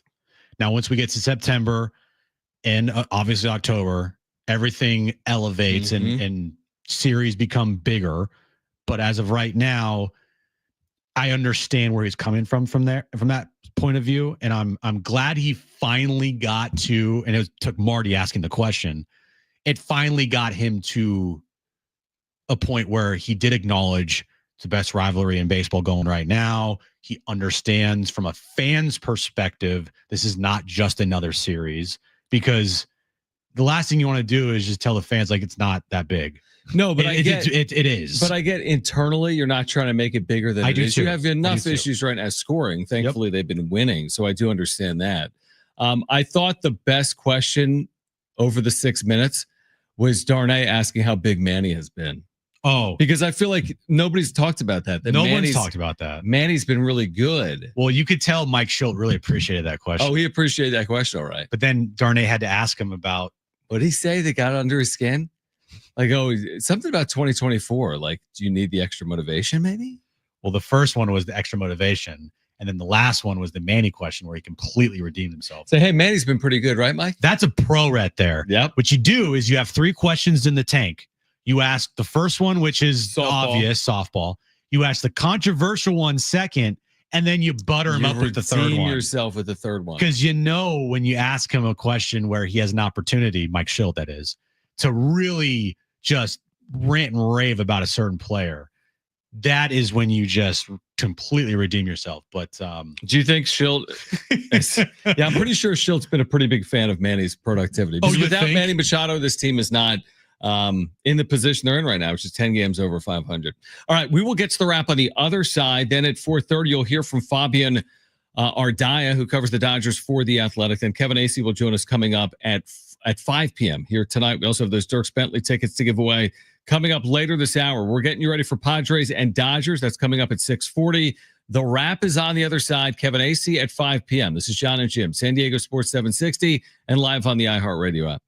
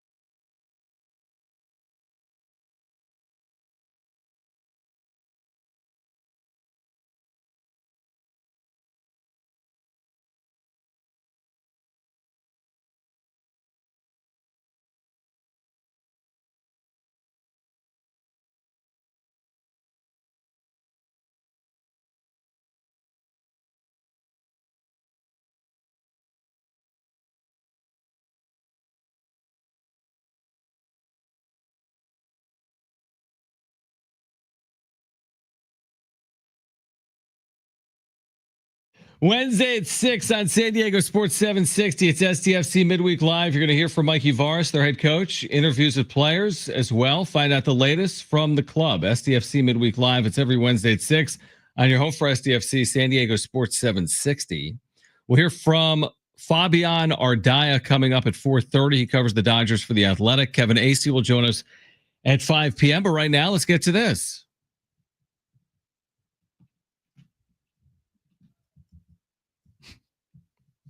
Time for the wrap. Presented by Sombrero Mexican Food. Check out their website at sombreromex.com.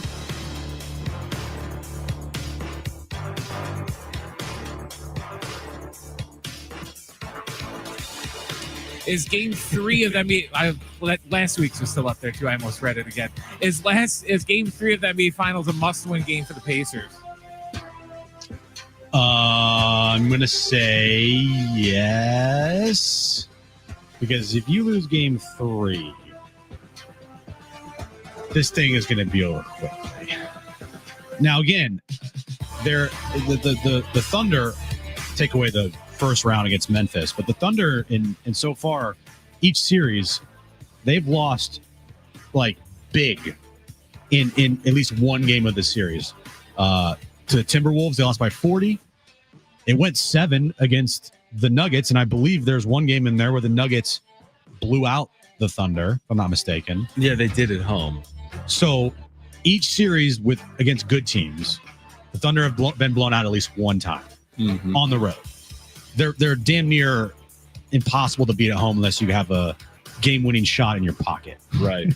That's the only way they've lost at home this year is by game-winning shots. So if you don't win game 3, the Pacers do play well. I can see if the Thunder play well, I could see the Pacers blowing out the Thunder in game 4, but the series to me would be over still. The Pacers have to win game 3. They'd probably still be a slight underdog to win the series, would be my guess. But I think if you don't win game 3, Oklahoma City can rest assured that they're going to go home at worst 2-2. They still got game 5. They still have game 7. I think game 3 is a gotta have it for Indiana, especially the way they played by and large in game 2. I think they need to bounce back and play well in game 3 and win that game to potentially make it a 7-game series and maybe steal the thing from Oklahoma City. Next question. Is Manny Machado a legit NL MVP candidate? I think he's a legit all-star. I don't know if he is like top 3 MVP candidate right now, but he could very well be a top 3 MVP candidate in the National League if he continues to play like this. Right now, in my opinion, it's Ohtani. You got Freddie Freeman, who we're going to see tonight as well. He's been fantastic. Alonso's been really good. Pete Alonso. I think Pete Crow Armstrong. I think if the season ended today, he wouldn't be top 3. He might be like in that top 5 category. I'm talking about Machado. Yeah, top 5, top 10. And by the way, it's almost an impossible climb when you look at what Ohtani has done. The 23 home runs, the over 1,000 OPS. Man, he's never going to be anywhere near Ohtani in home runs. And he doesn't have the same star power as Shohei Ohtani because nobody does. So it would take like an Ohtani injury or collapse. The collapse isn't happening. So it would take some type of Ohtani injury in my mind. Plus, Machado's going to have to play like this all year. He's going to have to go hit a career-high 38 home runs to just be in the conversation, in my opinion. I do think that if at the end of the year, Ohtani's already on the pace that could break his 50 home run mark from last year. But say Ohtani slows down a little bit. Say he has like 44, 45 home runs. And you get, 33 home runs? What's going on? The question you put in there, we asked Friday. Okay, well, sorry. I don't remember the question we asked Friday. Well, that's what we asked. Okay. My bad. Next question. Who do you hope the Pac-12's next edition is? I'm going to go with, I want it to be Memphis, but that's not just a football school. It's also basketball as well. Yeah, which is fine. But that's fine. I'll say Memphis. I want Memphis. I would probably choose UNLV. I don't think it's happening. At this point, I like it being kind of a regional league, but I do think UNLV would make sense just being in Las Vegas potentially. I do like the Memphis play. I do like the Tulane play if you're going to kind of branch out a little bit, but I would probably go with UNLV. That'll do it for the wrap. The other question is fine. It's fine. We asked, will Aaron Rodgers lead the Steelers to the postseason next year? And we both said no. Oh, I forgot. Remember that? It's not really something I obviously remember because I put it in the wrap. No, we don't really remember anything from previous shows. It is actually very hard sometimes to remember things that we say. Yeah, I agree with that. Because we talk for 4 hours a day and then another hour and a half at night for the wrap-up show. Like it's hard. I'm like, what did I say? Yeah, 100%. Well, that's why it's important to make sure like whatever you're saying, like what we do is like truthful and accurate. Because it's easy when you do 5 hours of shows per day or even 4 hours per day over the course of a year to like they would say in politics, to flip-flop. It's just so easy to go one way with something and then go the other way because there's so much time. Right. There's so much to react to. And we're not like, it's like, oh, Stephen A. Smith, he said he gets stuff wrong all the time too. It's like, well, Stephen A. Smith actually has like producers in a team that like keep track of all of his stuff for him. Right. Like he has like a social media team, I bet. Oh, 100%. We do too. We do? You. Yeah. You're the social media team. Yeah. I can't even watch, to your point though, on the finals. Outside of the game itself, I can't watch. I can't. Else. We'll have it on. I'll have the volume down. And I'll see Stephen A. doing all this stuff, and he's getting loud. It's 45 minutes out. He's yelling. I'm just like, I'm going to turn this down. I don't need it. And to your other point, like NBA TV's had some good coverage. I've watched some stuff post or like some of the interviews that you're not catching on ESPN because they're just showing Stephen A. yelling about things. Mm-hmm. Again, Mike Breen's been terrific. Richard Jefferson, the more I watch, the more I can't deal with it. The more I listen, the more when I played in the 0-1 finals for New Jersey, I don't care. Nobody cares. Oh, that's right. He did play the finals for New Jersey. And he drops that like as if you can't use that as if anyone has any clue what you're talking about. You can't use like that matchup I had in 0-1. Guys, it's been 25 years, Richard. Like this isn't some like iconic thing in basketball history that you can reference. It's a really tough listen. And I feel like game 2 from like the production standpoint was the NBA admitting to social media, guess what, guys, bullying us works. Mm-hmm. Because not only did they have the court just, I guess in their opinion, dressed up. It wasn't. It looked awful.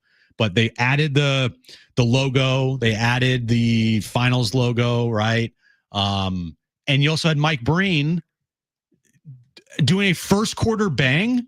What is this? And he said it was a makeup for not doing it in game 1. Because he got criticized on social media. That's right. For not having a bang call for Tyrese Halliburton, which in real time, I didn't even cross my mind. Yeah, because it wasn't a 3, and he's almost done it without exception, right? There's only a couple of 2s in his career where he's done the bang call. He said that he has only called 1 2-point bang call in his career, and that was the Kobe Bryant game winner in, I believe, 2008 against the Phoenix Suns at home. Wow. And remember that shot? Yeah, I do, of course. Yeah. Gets the tip. Yeah. It's in, I think it was in overtime. Jump ball center court. He gets it, goes to his right, wing 2, bang, does the fist pump. And that was I saw he was on an interview with Jimmy Trang of Yahoo. And he asked that question. And he said, the only other 2 that I've called a bang on in my life is that Kobe Bryant game winner. But he felt that social media heat, apparently, or Halliburton's people got to him because that first 3 Halliburton hit, bang. He said that, and I go, what? Yeah, wait, first quarter? And then he admitted to it, too. Know, like, Mike, you're better than that, bro. Don't admit to the angry mob. Fabian Ardaya from The Athletic covers the Dodgers on the other side with more on this series. Plus, coming up at 5 p.m., we're going to hear from Kevin Acee, our Padres insider. We're getting you ready for game 1 of the series coming up at 6:40 tonight between the Padres and the Dodgers. Keep it here. It's Sean and Jim, San Diego Sports 760, live on the iHeartRadio app.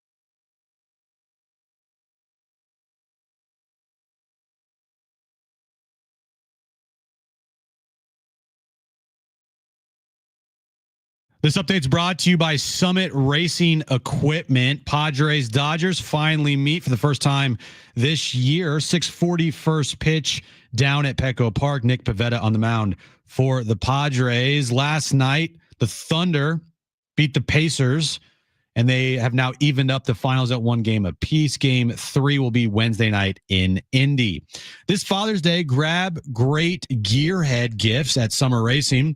You'll find parts, tools, accessories, apparel, and more, or give the perfect card a Summit Racing gift card. Fast shipping, massive inventory, and expert tech advice are a click away at summitracing.com.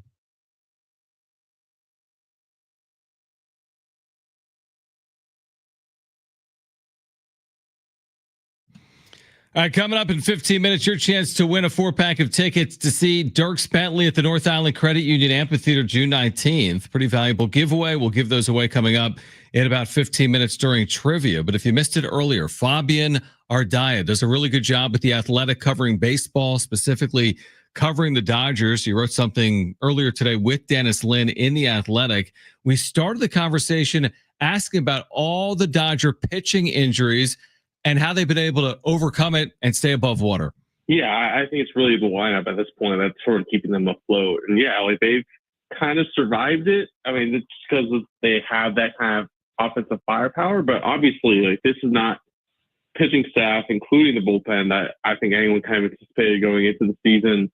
You knew there'd be some injury stuff, just considering some of the history of some of the guys involved, but to have this large of an injured list for the second year in a row, really, it's been a tough spot for the Dodgers to be in. Yeah, back to your point about this is not where they expected to be. What's the fan base in LA, their feelings on, the season so far? Because with the highest payroll in all of baseball and one of the highest payrolls you've ever seen in the sport and all the moves they made this offseason, I think the expectation going in probably was better than this, right?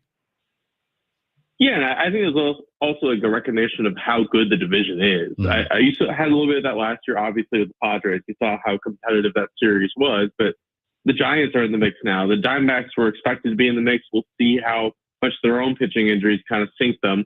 But like, this is a competitive division, and it's a competitive National League. I think it's pretty clear far and away the National League is superior to the American League right now, and that's going to create a tougher hurdle for the Dodgers. Obviously, they're in a spot where all their top arms that they're kind of hoping are available for October are still technically in play for October. And as long as you have that, the Dodgers probably can hang their hat on that. But I'm sure they wanted this to not be as sweaty in early June as things already are. But that's kind of a byproduct just of how the Dodgers have played, but also how well the Padres and Giants have played so far this year. Fabian Ardaya with us right now. John and Jim, San Diego Sports 760. Padres Dodgers coming up at 6:40 from Petco. What kind of timeline is there for Ohtani to return to the pitcher's mound? Yeah, he's not going to be back before the All-Star break. I think that's very intentional, very deliberate on purpose, like how the Dodgers kind of wanted to do this, because there's a lot of sort of risk that comes with bringing him back on the mound, including if something bad happens, then all of a sudden you're taking away his bat, and he's been cleared away just as good as he was last year during his MVP season. So they're kind of taking their time with it. You're seeing stuff even with this week where he was sort of scheduled to face hitters initially this weekend in St. Louis. They got pushed. They got pushed again yesterday to Tuesday because of different factors, whether it be the weather or he gets hit by a pitch. All this sort of stuff that you don't really have to normally worry about with a rehabbing pitcher, you have to worry about with Ohtani. So they're going to take their time there. I don't see him starting any game before the All-Star break, and we'll see whether it's August or wherever, just to give him maybe a roadmap of 8 to 10 starts to sort of figure out where he's at after a second surgery. But also, you don't want to risk having a setback or anything like that sort of impacts him offensively. What did you make of last offseason after the Dodgers won the World Series, how complimentary they were of the Padres at every turn and any opportunity that Dodger players had to say how great the Padres were last year? What did you make of that and how they reacted and kept on saying like the Padres were the best team we faced all postseason? What did you make of that whole thing? I think they were telling the truth, honestly. Like you saw, as you could tell by the NLCS, honestly, like just the Mets obviously had a great story last year. A good team, obviously, and they've run back with a pretty good team.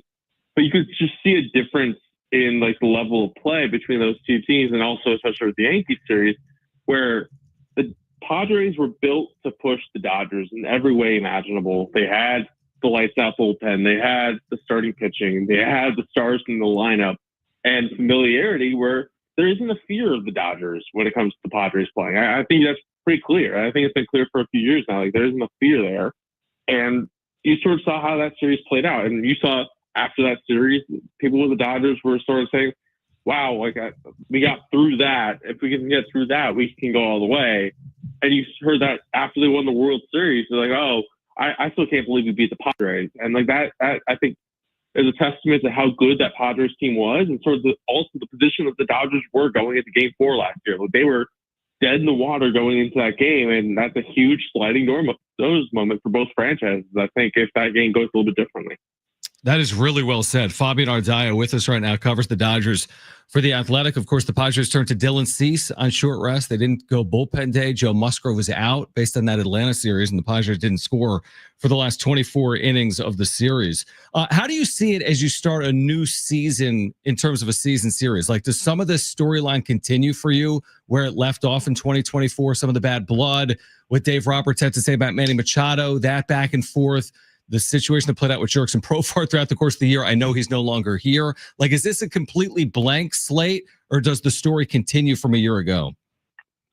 I think it's inevitable, because it's not just last year's story. I think it's been 5 years now where, I mean, they played the playoffs 3 times in the last 5 years, and it's been pretty competitive just about every single time. There's going to be a history there. Also, just because you're baking in, like, this is a division race. Like, these games really matter. And you're looking at the Dodgers team, it's barely played teams in the division this year. It's been really weird with balanced schedule. They've had 3 against the Rockies. I think it was 4 against Arizona, and that's about it.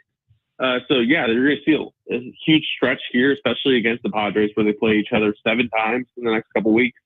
There's going to be a lot of big, important battles that are going to sort of dictate what the second half looks like for each team. I think both teams can sort of feel like they're definitely firmly in the postseason mix, but we saw last year how much home field advantage, winning the division, getting to avoid the wild card series can sort of have for guys like that.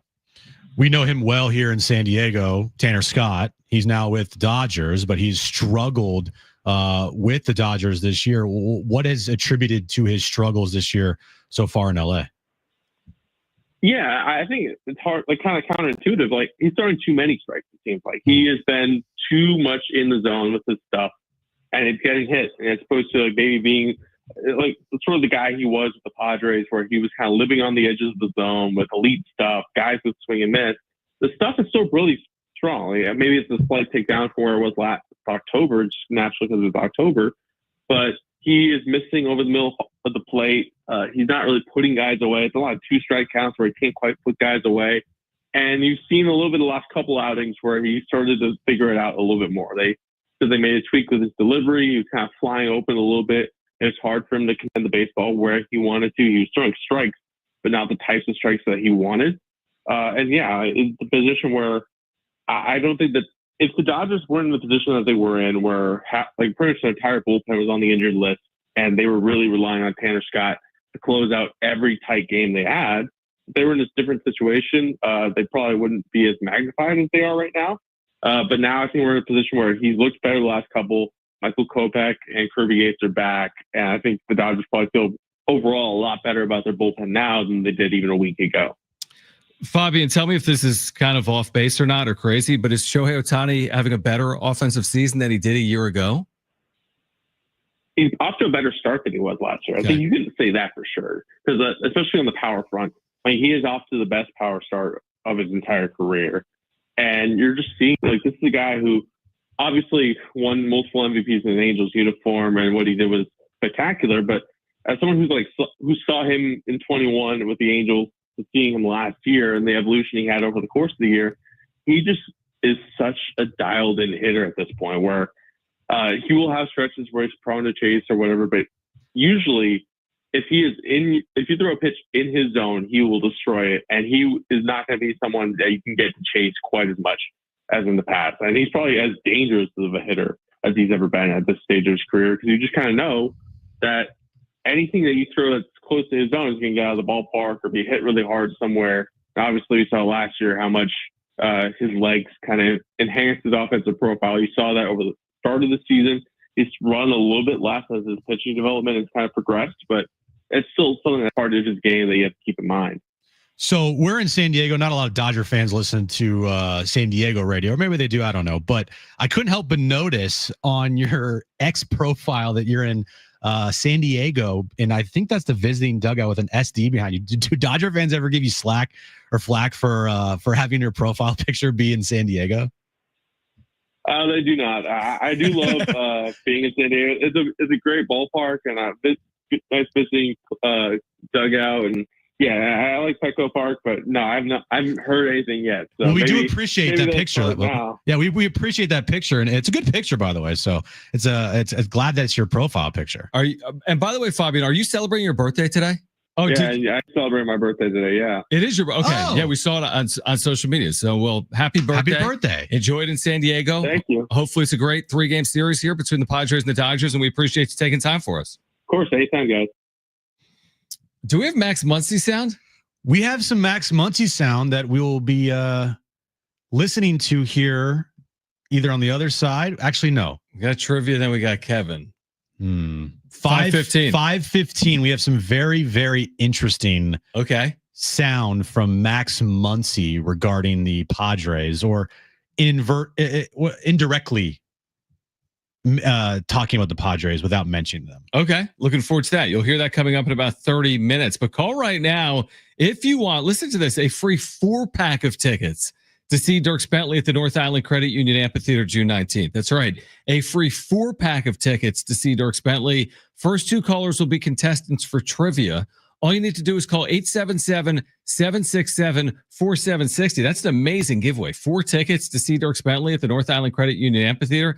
That's hundreds of dollars of value. All you need to do is call right now, 877-767-4760. We've got a free 4-pack of tickets to see Dierks Bentley at the North Island Credit Union Amphitheater June 19th. Call right now, 877-767-4760, plus Kevin Acey at 5 p.m. right here on John and Jim.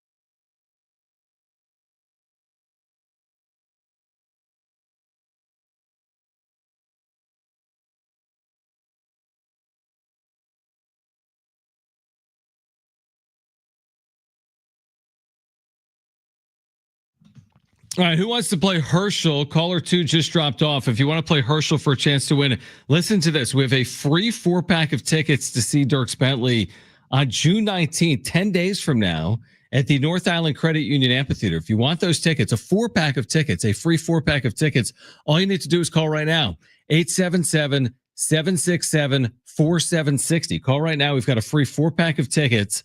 All you need to do is call 877-767-4760. This is to see Dierks Bentley at the North Island Credit Union Amphitheater June 19th. The next caller will play Herschel for a chance to win that free 4-pack of tickets to see Dierks Bentley. Just call right now, 877-767-4760. And by the way, the question for today, I have a feeling it's going to be a good one. Really? Yeah, Brent gave us a little hint, and I was like, ooh, I kind of like this one. Well, we got Padres Dodgers kicking off their season series tonight down at Petco. It's, it's just another game. Like, yeah, it in the grand scheme of things, like I said at the start of the show, you don't play well in these 7 games that you're going to face the Dodgers here in the next 10 games. Like, it's not the end of the world. And frankly, even if the Padres do play well against the Padres, or Padres play well against the Dodgers, not the Padres against Padres. Split squad. Yeah, exactly. The Padres do play well against the Dodgers, and say in the next 7 games they go 5-2 against the Dodgers. Right. Even then, that won't matter, because at the end of the day, and we've talked about this a lot, it's what they do against the Dodgers in the postseason if they were to face them again. All that matters. It's all that matters. Yeah. We know that. So this is obviously a big series from a fan's perspective, and I understand where Schultz coming from, because you got to go day by day on June 9th. You can't make a baseball game on June 9th be like more than it is. Yeah, exactly. So it is just that. It will be heightened because it is Padres Dodgers, and it will be heightened because of these fan bases, the hatred for the Padres fans towards Dodger fans. And I can't wait. I'm excited. It's going to be fun. Kevin Acee will join us coming up at 5 p.m. We'll hear from Max Muncy on this series at 5:15. But right now, let's play.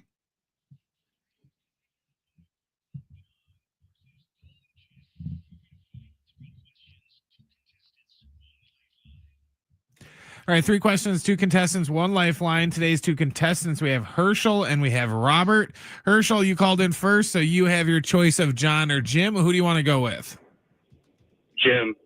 Wow, very confident. Okay, there. Herschel and Jim. Herschel and Jim. That means Robert, you get John, okay? Yeah. All right, you're happy with that. Brent, what is the question of the day? I don't know if you mentioned it, but the Padres and the Dodgers play tonight.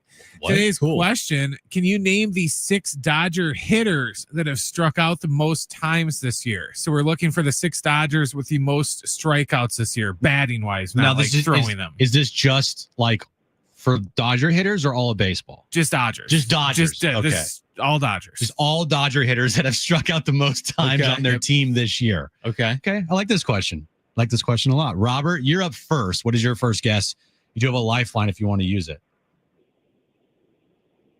I'll go with Max Muncy. Max Troll Face Muncy. On the list. Of course he's on the list. Herschel, you're up. What is your first guess? You do have a lifeline if you want to use it. I'm going to go with Kershaw. No, most strikeouts players, by position players. Yeah, position players. So the guys that have struck out the most. Yeah.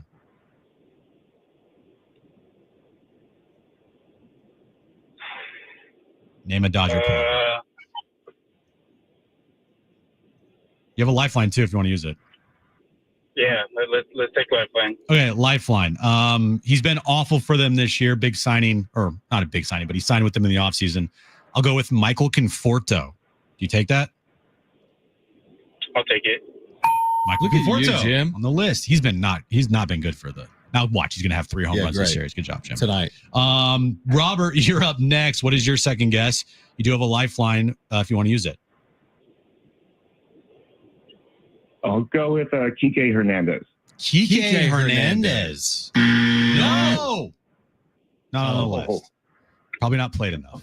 That's the thing. Yeah. Yeah. Herschel, back to you. What's your second guess? You don't have a lifeline, so this is all up to you. Maybe I don't know baseball as well, so let's go with I don't know, Max Muncy. Max Muncy was already guessed. said. Can you name another Dodger player?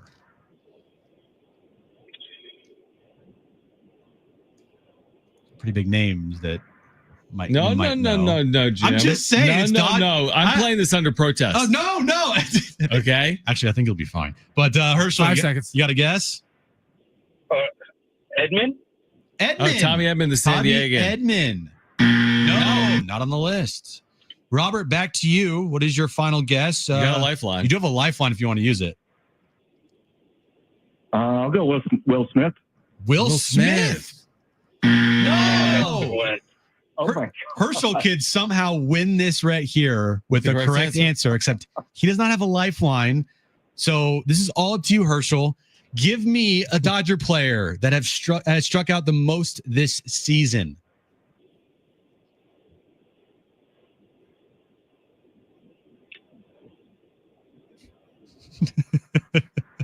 Come on, Herschel. You can do this. All right.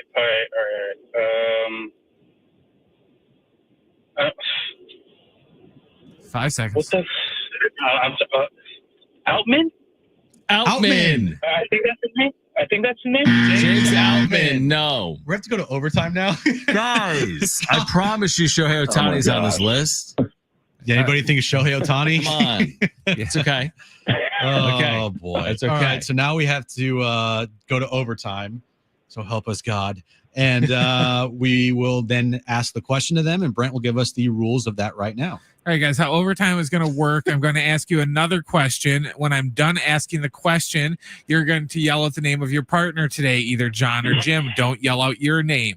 Whoever yells out the name of their partner today first, you are either going to win the game by getting the question right, or you're going to lose the game by getting the question wrong. Do you guys understand?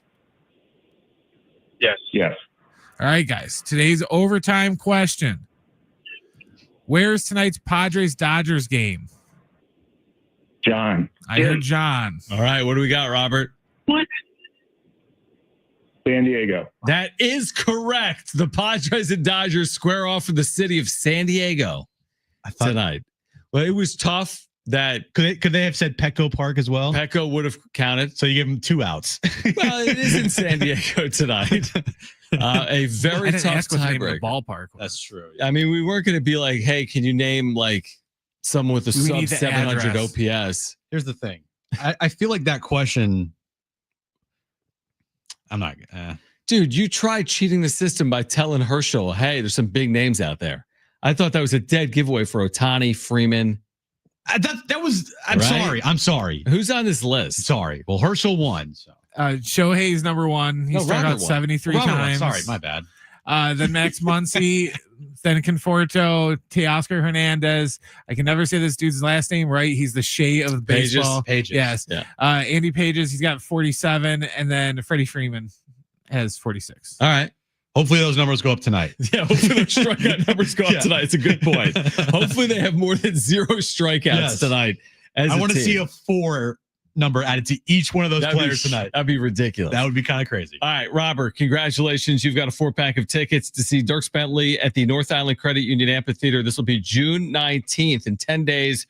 For tickets and information, all you need to do is go to Ticketmaster.com if you're listening. There are tickets available at Ticketmaster.com. All right, Kevin Acee. He was on the road with the Padres through San Francisco and Milwaukee. Now they get the Dodgers here tonight. The updates on Darvish and King. The importance of this series, this mid-June series against the LA Dodgers, the first meeting between these two rivals in 2025. Rivals. Kevin Acee, our Padres insider, will join us on the other side to kick off hour 4 of John and Jim on San Diego Sports 760 and live on the iHeartRadio app.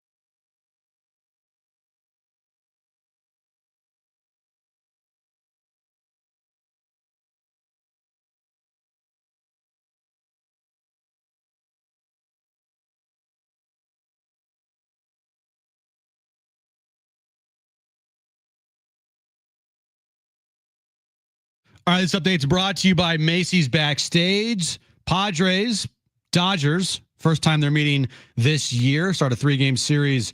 Game 1 tonight at Petco Park. 6:40 first pitch. Nick Pivetta on the mound for the Padres. The NBA Finals is all tied up at 1 game apiece as the Thunder beat the Pacers last night in Game 2. Game 3 of that series will be Wednesday night in Indy. What will you find at Macy's Backstage? How about essential warm weather styles? Just $30 and under, like dresses, shoes, and bags, men's, and even kids' looks. Find the latest trends, new arrivals, and great prices at a Macy's Backstage store near you.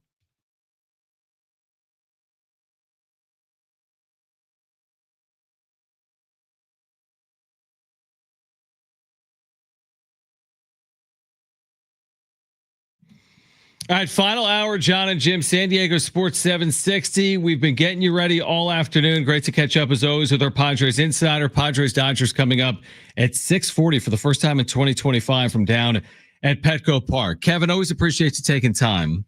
Jim just reminded me of this all-start here because we texted about this, I think, late last week. If you were Jim and could turn around the fortunes of one Padre player, who would you tweet about? Because Jim sends out a tweet like Manny's going through it, yikes, and he hits 7 home runs in 16 games. Martin Maldonado. Right. If there's a player you could tweet about and say, man, this guy's really going through it, and then change that player's fortunes, who would you tweet about and why? And my purpose is, is if I was a fan or I was AJ Preller, my purpose is to get that guy going. Get that guy going. And this is nothing on you. This has nothing to do with you. It's got to be Tatis. Yeah. Okay. Yeah. Don't worry, Kevin. Because I'm just going to scream from the mountaintops that, yes, left field, problem. Yes, the catcher's offensively, problem. But if Fernando Tatis Jr. and Luis Arraez at the top of the order were not having what for them are historically bad starts to a season, then this would it'd be different.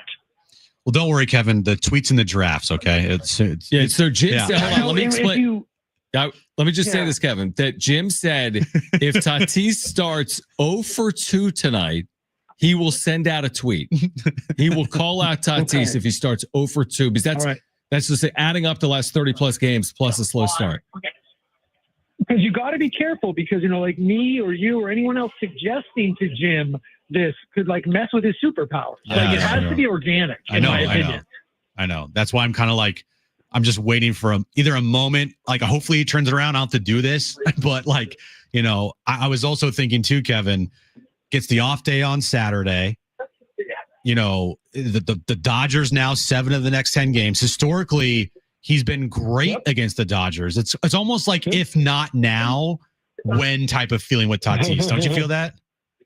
Yes, I do. I like the gist of your statement. I do kind of like it's June. That's big for him. NL West and especially the Dodgers, big for him. There's just no way in this game to tell if not now when. But yes, absolutely. It's but here's the thing.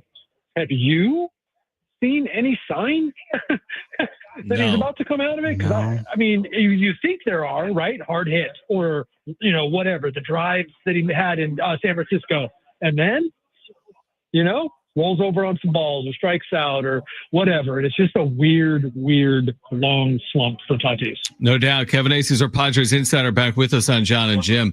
How would you describe the stakes of this 3-game series here in June between the Padres and the Dodgers? Slightly more important than Mike Schilt as, very purposefully. I don't know if you guys watched. Yeah, we heard. Yep. And look, I've obviously talked to him almost every day, and none of that surprises me. But man, he really was coming out to be the tough guy today, wasn't he? About that. It's just. Now, I will say this. That's how he operates. That's how his staff operates. And I think this team approaches big series, big to the rest of us, better than they ever have in the past. So I will give him that is a real thing. Absolutely. And we all know here, if they don't play well against the Dodgers in these 7 games in the next 10 games, it's they still have time. It's not just like an end all be all to their season. Now fans will freak out they don't play well, and we'll hear it and we'll overreact. But he's right. The message is yeah, the level here, the fan interest, and obviously with everything that happened in the postseason last year, like it's heightened, but it's not going to make or break our season here.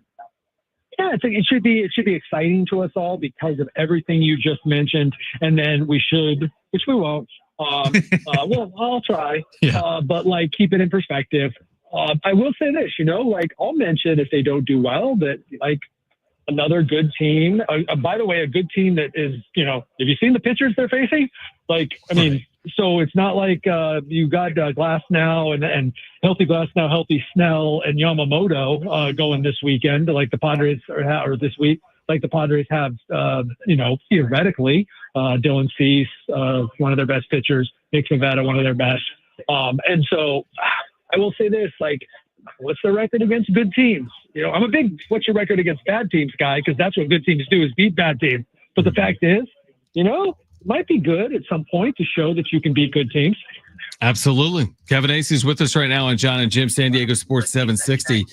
What do you make of the way they are answering questions related to Michael King? Is it just a big question mark even internally with the organization? Because it seems like an odd situation that's playing out. Yeah, and I think the bottom line is then that he's not close, right? Like Right. that's the bottom line.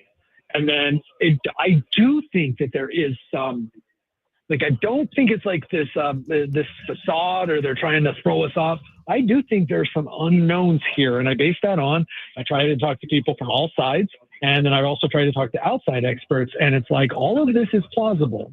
That is a deadened nerve, and one thing they could be, and I don't want to say like hiding, but one thing they could be not addressing is they could be aware of or more aware of a timeline than we're being let to know, right? Like the outside edge on these are like late season. Like, I mean, if it's like a deadened nerve or something, take a look at some of the other guys who've had them, and it can last for a long time. And he's a pitcher.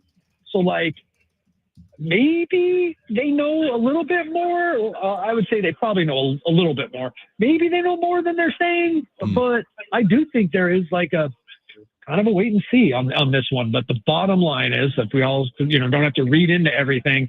Look, this guy's not close. Can you find out what bed he slept on so I know to never, ever sleep on that bed in my entire life? If you're going to be called on to pitch, I gotta think, and I assume this is something that we'll find out in hindsight. I gotta think that there was something there, and then he slept on it. Now everyone swears that like there hadn't been anything that manifested that he had a good bullpen, that he woke up Saturday in Atlanta that day expecting to pitch. So it's not like they were hiding something. And I absolutely believe that. But like just sleeping, I don't think so. But again, I've talked to two other doctors that said, yeah, it's possible. It's like, wow, this is crazy. But you hear all these, every once in a while, there's these wild baseball injuries that sideline a guy. So doing a little a deeper dive on this, Kevin, we talked about this earlier today. So we looked back at that day when they announced that he was scratched from his start. It was, I believe, 12:30 local time here in San Diego with a 1:10 first pitch. You were obviously there. Do you remember him? And I don't know like his schedule and how he goes about on his days that he pitches, but did he throw at all before he got officially scratched? No. Okay. He woke up and told them about it, and then the timeline was like 3 hours before or something. They told Sean Reynolds and kind of talked to the bullpen guys that maybe that was going to happen. Okay. While he went and threw like plyo balls, Michael King did, and tried to see if he could loosen it up, got treatment and all that. And then an hour and a half or something like that beforehand is when they knew that he wasn't going to be able to go. That's good insight. Yeah, that makes sense. Yeah. All right, Kevin Acey with us right now, and John and Jim. What about Darvish? So he throws the bullpen today, right? Up and down bullpen. Yeah. So an up and down for our listeners. What is that? He threw some pitches, took some time, and then threw some additional pitches as if he was pitching over multiple innings. And do we know how it went? There you go. Don't know how it went, but he did the full thing. I saw that. And that is theoretically another step. And it could be like normally would be a significant step. And when I say normally, let's say that Darvish had just gone on the IL, right? Like 20 days ago or something, and be like, wow, this is a big step. because next is, live hitters here, maybe on like Wednesday or something, or Thursday or Friday in Arizona, and then could be a rehab start, and we could be talking about him being back after that. That would be like the normal, but this is abnormal, right? Like where we're at with Darvish. So I honest to goodness, and I don't know that they do have any idea what the next step is. It another one of these, and then another one? Is it live hitters over the weekend? I mean, don't have any idea. But if you're just going to take it, it is a positive step. It's definitely not a step back. So ending this here on a positive here, Kevin.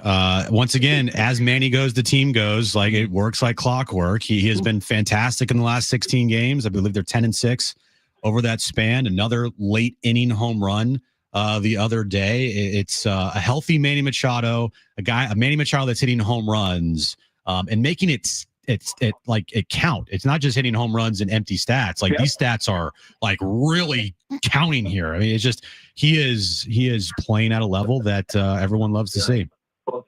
Is it 7-16? Yep. Because I think it's 4 go ahead, 1 game tying. That's crazy. Incredible. Was it 5 in the 7th inning or later? Yeah, I mean, like it's like wow. Those are impactful. I mean, a couple more of them could have been game winners if they hadn't lost the leads, right? Yep. And so like he is, yes, that is what you get paid $350 million for. Exactly. Oh, I thought you were gonna say that's why Jim gets paid the big bucks. He noticed how good Manny Machado. Yeah, Jim basically turned his season around. Maybe his career. It's incredible. I really don't know. I mean, this happened like at least 3 times now in the last 5 years, Kevin, where I said something and then he immediately gets hot. It's like, I mean, don't blame the Jumbotron guy. I am not going to pour water on that at all. I think it's great. I think you should believe it. I think Padres fans should believe it. Yes. I think they should just be like heckling you to do this. Yes. I think it's possible that you're forgetting all the tweets that you have sent out that have had no effect on anything. But I'm not going to get into that. That's a good point. We don't talk about that, Kevin. Do you think, Kevin, tonight, in all seriousness, after the Manny comments maybe to you about AJ Preller, will they still have the Manny Jumbotron on the video board or the ribbon boards? Will Manny be plastered up there tonight or not? That's a really, you know what? It's one of the, that's a really good question. It's, I wish I could have like a real baseline of when they don't do it all the time, but they do it in big moments. I think it will be noticeable, right? If we don't see it. So yes. Yeah, that'll be interesting. Can we get 6,000 words on that? Please. At least 3. Sensitive about that. It's funny. Like I told you at the time, Manny said it offhanded. I don't think it was like, I don't think it's a big thing. AJ's a big joker. He is. Right. AJ's one of the funnier guys you're going to meet. And especially like in private, especially obviously, because obviously in public he's not really. Yep. But then they do get sensitive to that. The people that say maybe run things around here. So I'll be interested. Kevin, always appreciate it. Enjoy tonight. We'll catch up again with you on Wednesday. All right. Talk to you guys. All right. Great stuff from Kevin Acey, our Padres Insider, brought to you by the all-new Jamul Casino Resort, the Players Place. We'll react, plus hear from Max Muncy on the other side. Who? Max Muncy. Yeah, Max Muncy, I'm a troll. Is that how he talks? I don't know. We'll hear from Max Muncy on the other side. We're here until 6 p.m. Stay with us, John and Jim. San Diego Sports 760 live on the iHeartRadio app.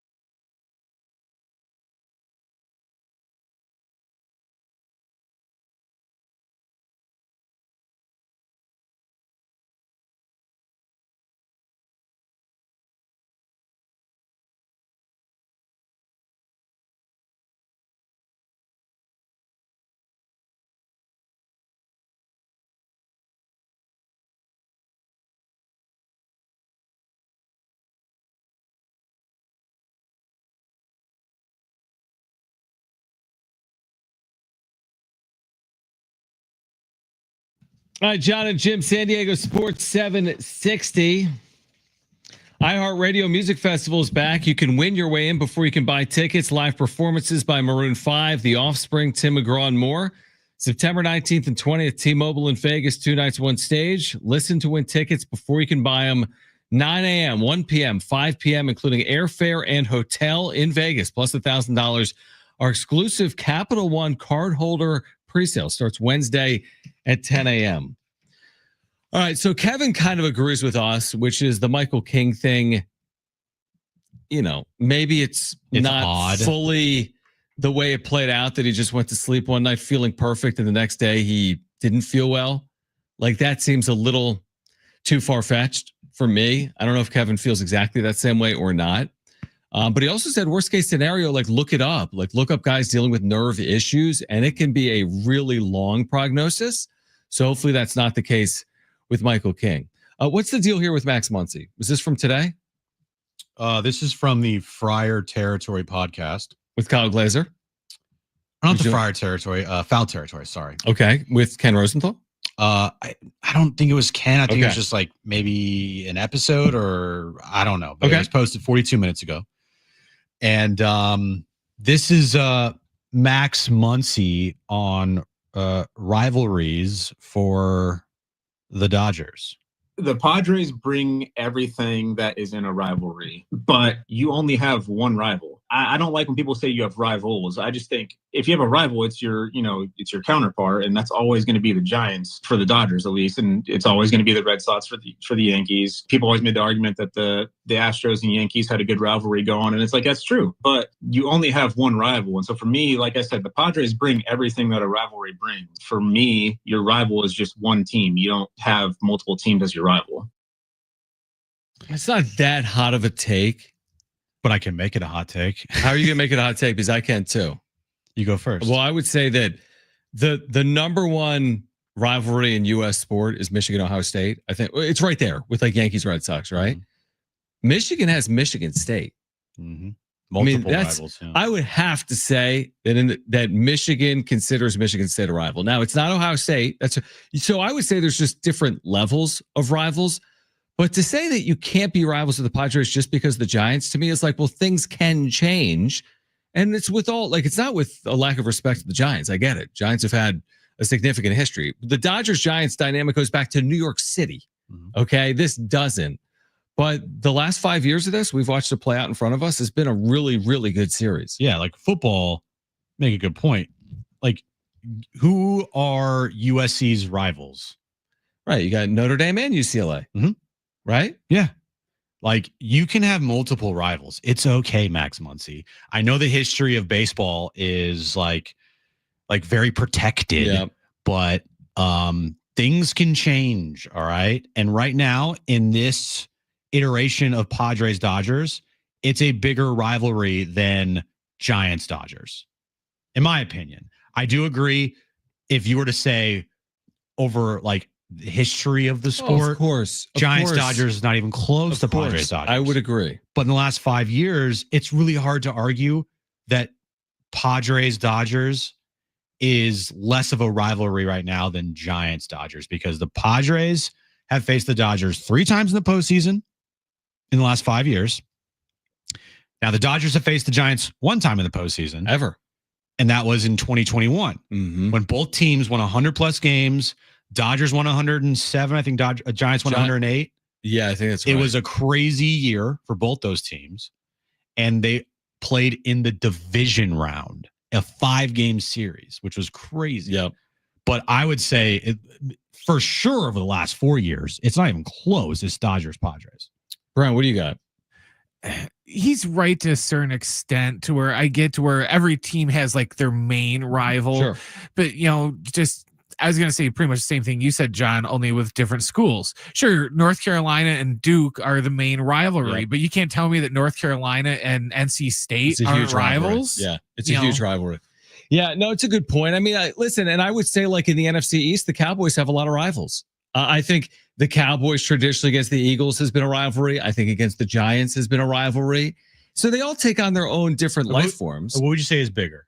Now, I'm not, Aaron would probably know, but like Eagles, their number one rival is the Cowboys. Correct.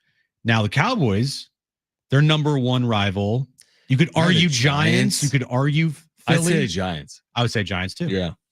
But the dynamics at play that are interesting. And the one thing I disagree with on Muncie is like, it'll never change. The Dodgers' rival will always be the Giants. Well, things do change. Things change, dude. Again, they'll always be paired with each other. You can't take away Cubs Cardinals, but that doesn't mean Cubs White Sox doesn't matter, because it does. It can. It's not Cubs Cardinals, but it does matter. Yankees Mets matters. Yeah, I'm telling you right now, Yankees Mets matters. It might not be Yankees Red Sox. So there's a pecking order in there, but to discount the other series because it's not the Giants Dodgers, to me, is probably a disservice. These Padres Dodgers dynamics and series and playoff games and everything have been amazing. And amazing. It's okay to say they're a rival of us. They're it's fine. One of our rivals. You know, the bad blood, it's there. The back and forth, it's there. The hatred, it's there. And it only became a rivalry once the Padres won in 2022, because now both sides have beaten each other in a postseason that actually mattered. Right. Now, 2020, okay. But 2022, last year, if they meet again, I know. If they meet again in 2025, which there's a good chance because of how the postseason works. Yeah. 4 times in 6 years is an unbelievable amount of times to match up with someone in the postseason. And that's why I'm glad that they're finally playing each other in the regular season, but it only matters what they do against each other in the postseason. Tell me, like, you would not care if you're a Padres fan if the Padres swept the Dodgers in the regular season, but then got swept by them in the postseason. It wouldn't matter. That's my 2020's point. It's so much less about the division and the regular season series as it is doing damage in the postseason against that team. Yeah. That's why 2022 was so sweet to do it against the Dodgers, and that's why 2024 was so damning to lose against the Dodgers. By the way, Dennis Lin today in The Athletic saying, this continues to feel like the number one rivalry in the sport. Yeah, it is.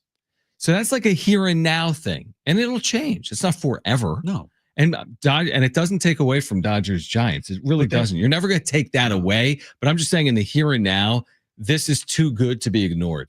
And what they're doing is both teams, they're doing their parts. Because they're both winning, on the big stage against each other. It's not just one-sided. They are laying the groundwork for the next however many years, when all these players are gone, right? They are laying the groundwork to have this rivalry really stick, because before, 2020, nothing was there. It was all one-sided. Yeah. And that park down at Petco Park was filled with Dodger fans. I know. Now it's flipped. It's not 100%, but it's it's flipped a lot. It's like 70-30 at the worst. And then the postseason, we saw some of those crazy nights where it was 99% Padre fans, right? Which is incredible. So they are definitely, both teams are doing their part, especially the Padres, to create this rivalry. And also, too, what makes it become a true rivalry is you need to have most of the same players on both sides play against each other for multiple years. It can't be like a revolving door of players. And that's what's cool, is like Manny is going to face the Dodgers how many more years? Oh my gosh, you're right. Tatis, Merrill, like Ohtani, like all these guys are going to play against each other for a long time. Yeah, and I don't hear Manny coming out and saying, no, our only rival's the Mariners. We wouldn't even consider the rivals. Dodgers. Yeah. That Vetter Cup actually, though, is not turning into that much of a rivalry. It's very one-sided. It's all one-sided right now. 858 saying, by the way, Dodgers played the Angels during rivalry week. Yeah, rivalry week was a joke, obviously. But the point is the point. I think you can have more than one rival. All right. What do you think? 877-767-4760 or weigh in on the text line 70470. Start it with the word team. Jim's back page is ahead. Getting you ready for Padres and Dodgers tonight down at Petco. This is John and Jim, San Diego Sports 760 and live on the iHeartRadio app.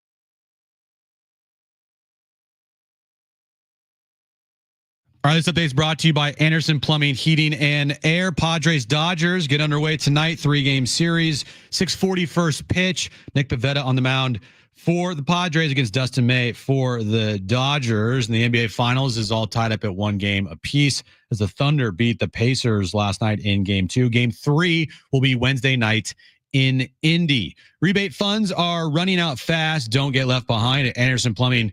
They're buying back your old water heater and giving you $500 in instant savings. Call Anderson PHA today. Nobody wows clients like they do.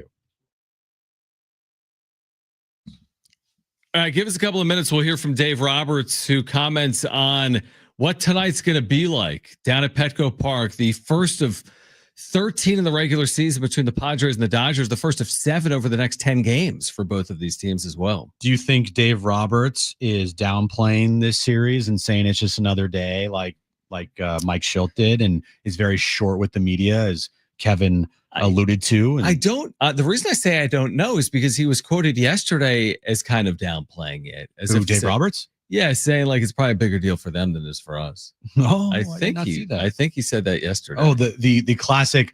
They're more concerned about it than we are. Yeah, like right. I mean, I think he used it as motivation to be like, our team will get up for it because they'll be up for it, right? And their building will be up for it, so we'll get up for it. But I don't think he's putting high stakes on it.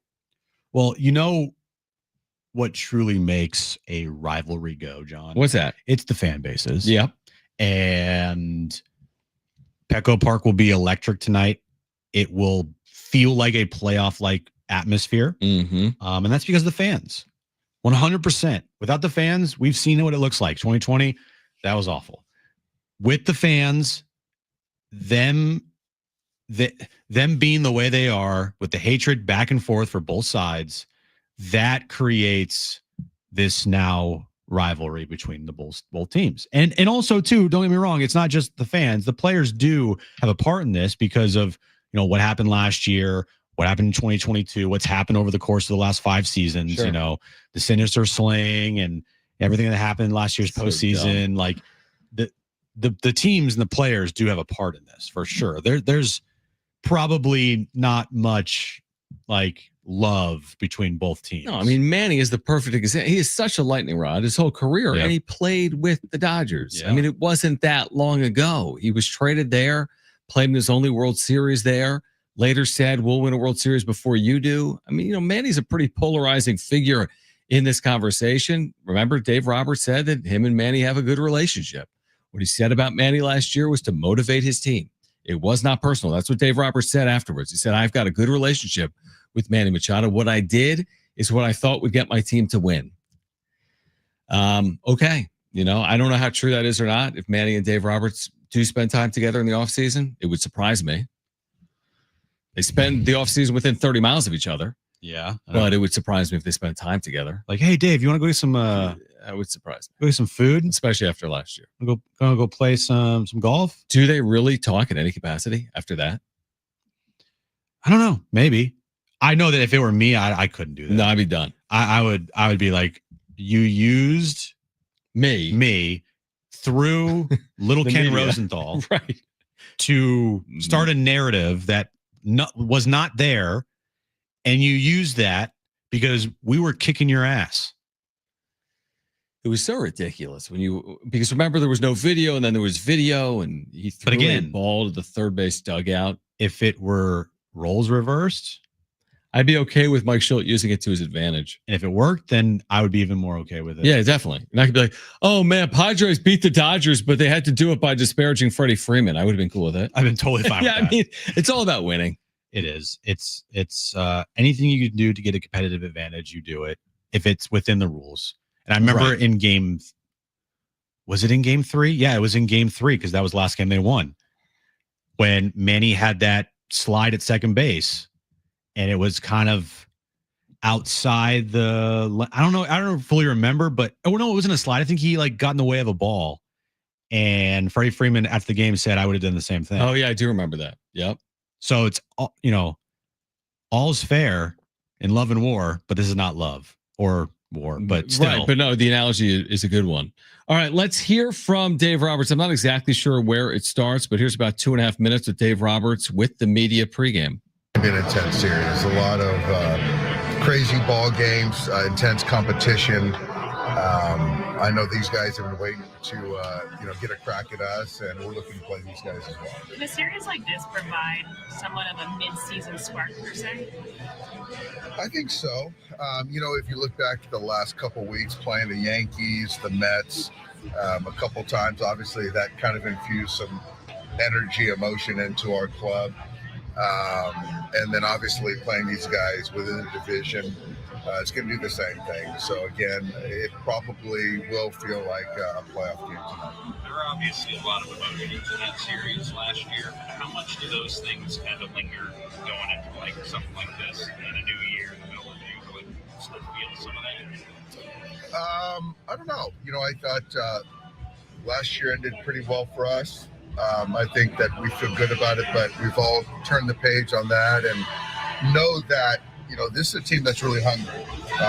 They're really, it's a really talented ball club. They're going to fight to the end against us. They've been waiting for this series for redemption. So, but like I said yesterday, it's still one game, it's still one series, but it's going to be a lot of fun.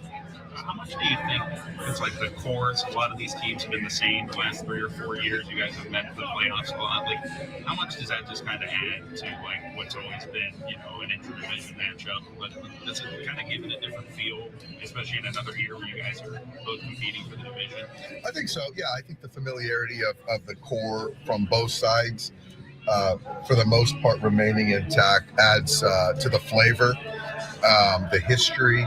And I think the familiarity, I think that the fans certainly can relate to the same players, playing against one another. The players can kind of look across the diamond and see familiar faces that have kind of been through this, this rivalry or whatever you want to call it. So I certainly think that it adds to the flavor of the series. Yeah. Do you consider it like a rivalry? I think it's become a rivalry because the stakes have been higher, which we've seen in the last few years. This team's dragged on so long with not seeing San Diego down 7 of the next 10 games against them. Yeah, it's the scheduling, and thank goodness I don't have to deal with it. But it's really interesting how it's playing out as such. But we're going to get very familiar with these guys here the next week. So he didn't initially call them rivals, but when pressed on it, was willing to say because of how good the series have been. They are so protective of like the word rivalry. Like, guys, it's a rivalry. Stop. You know what? It's like when you're in their shoes, it's kind of annoying. I agree with you. It's like, well, we're the mighty Dodgers. Yeah, we're so we determine what a rival is. We just won the World Series. We've got the largest payroll. We win the division. Like, we'll make the determination of what a rival is. Where I'm like, I don't know. It takes two to tango here. I know Dodger fans are gonna be watching this as much as Padres fans tonight. By the way, it's not like there's like, oh, it's just the lowly Padres. No, if you're a Dodger fan and you've watched this play out, you understand that this is elevated beyond taking on the Arizona Diamondbacks. I'm sorry, it is. And you know how we know? Because tonight, if the Dodgers beat the Padres in our YouTube chat on the wrap-up show, there's going to be hundreds of troll Dodger fans watching us. Correct. And they'll be talking all their talk. And guess what? Even if the Dodgers lose tonight, they'll still be in the chat and they'll still be, trolling. It's like the meme that I always refer to with the Dodgers of the urinal, of the Padre fan at the far urinal.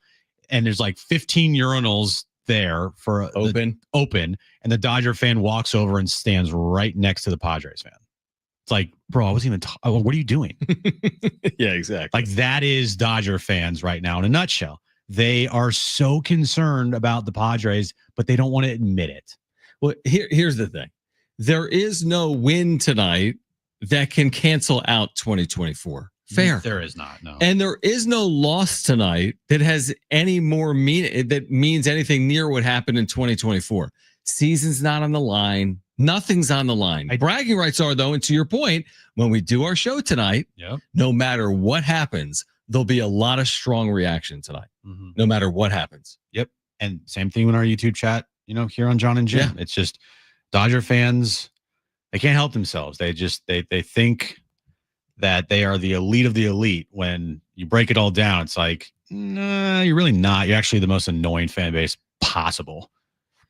I mean, they finally, again, I get the puffing the chest element of 2024. Yeah, they won. Puff your that's chest. the thing. It's like, I get it. And that's why I think I also understand the opposite side of that coin is nothing can happen over the next 10 days that has any relevancy to the 2024 postseason. I know. Like that. But with that being said, we're not that far away from the 2025 postseason, and the story changes. And I don't know how it's going to be written in 2025. Don't get me wrong, though. A 10-1 win tonight by the Padres would feel very good. Walk off. I mean, any win would feel good. Any win would feel really good. It won't take away from last year. But how about we start small? And then then we go to bigger things like winning the game. But is it's small like 2 runs? Like small is just a run because they have gone 24 consecutive scoreless innings against the Dodgers dating back to last postseason. Well, let me promise you this. They're not beating the Dodgers tonight 1-0. Coming off a 1-0 winner from Milwaukee yesterday, they are not beating the Dodgers today 1-0. They need multiple runs today. Quote me on it. I just did. Quote me on it. Well, you just quoted yourself. Okay. I'll quote myself on it. I am excited. I'm with you. We'll have a wrap-up show for Padres fans tonight after game 1. Padres Dodgers 6:40 start time. Nick Pivetta, Dustin May down at Petco Park. Should be more than entertaining. All right. On the other side, we will get to Jim's back page. We're here until 6 p.m. Jim's back page is on the other side. We're getting you ready for Padres and Dodgers as well. Game 1 down there at Petco Park. Don't go anywhere. This is John and Jim, San Diego Sports 760, and live on the iHeartRadio app.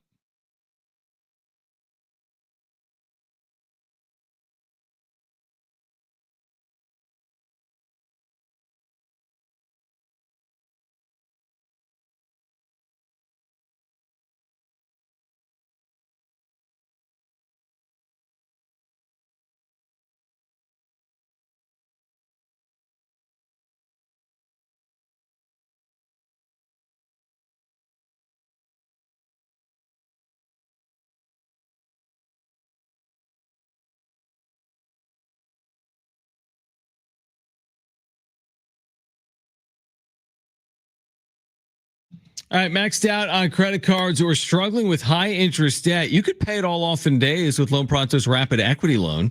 Hey guys, it is Schaefer. Get cash out now without touching your low rate first mortgage.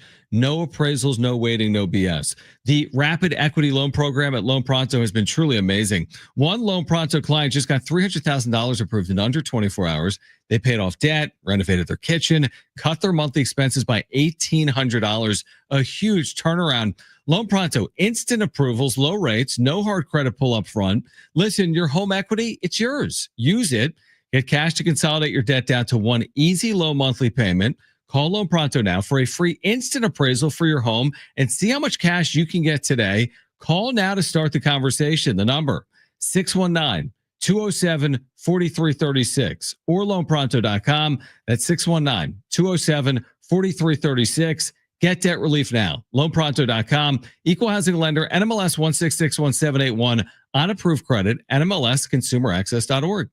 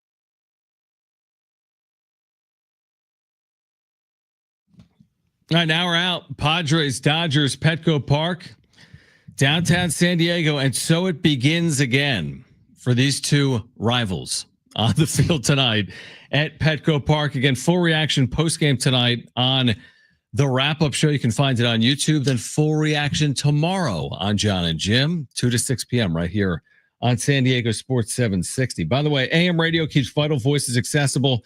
Congress can secure its future, but we need your help. Text AM to 52886 now to support keeping AM radio in cars. Tell your member of Congress to pass legislation now and keep AM radio in cars. Standard message and data rates apply. Will you and Aaron be watching tonight? Is this like sit around the fireplace and throw the game on? Yes, we will 100% be watching. Yeah. Now, is she typically also watching like Bravo or something else?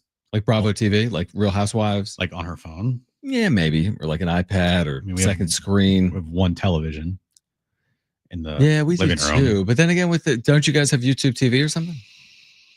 So whatever you're watching, she watches, and whatever she watches, you watch. Well, Padres are not on YouTube TV. They're on MLB. Yeah, but they're on the TV, I mean. Yeah, but we can't have dual But screens. on YouTube TV, she can use her phone. Yeah, she could, but she doesn't.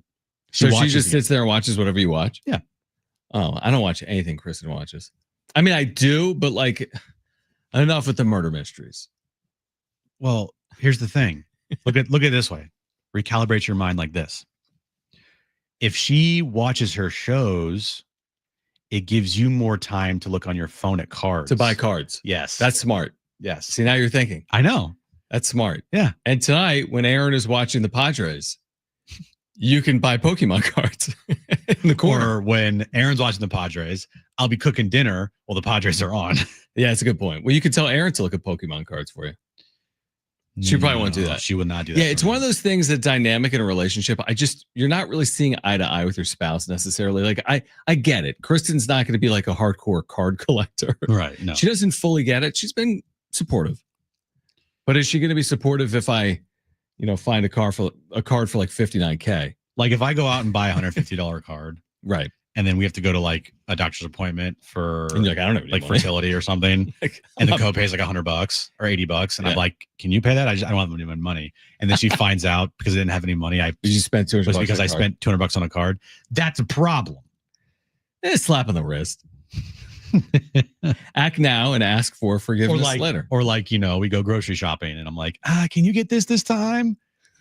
And I'm like, I'm a little low on money today, babe. And then she's like, okay, don't worry about it.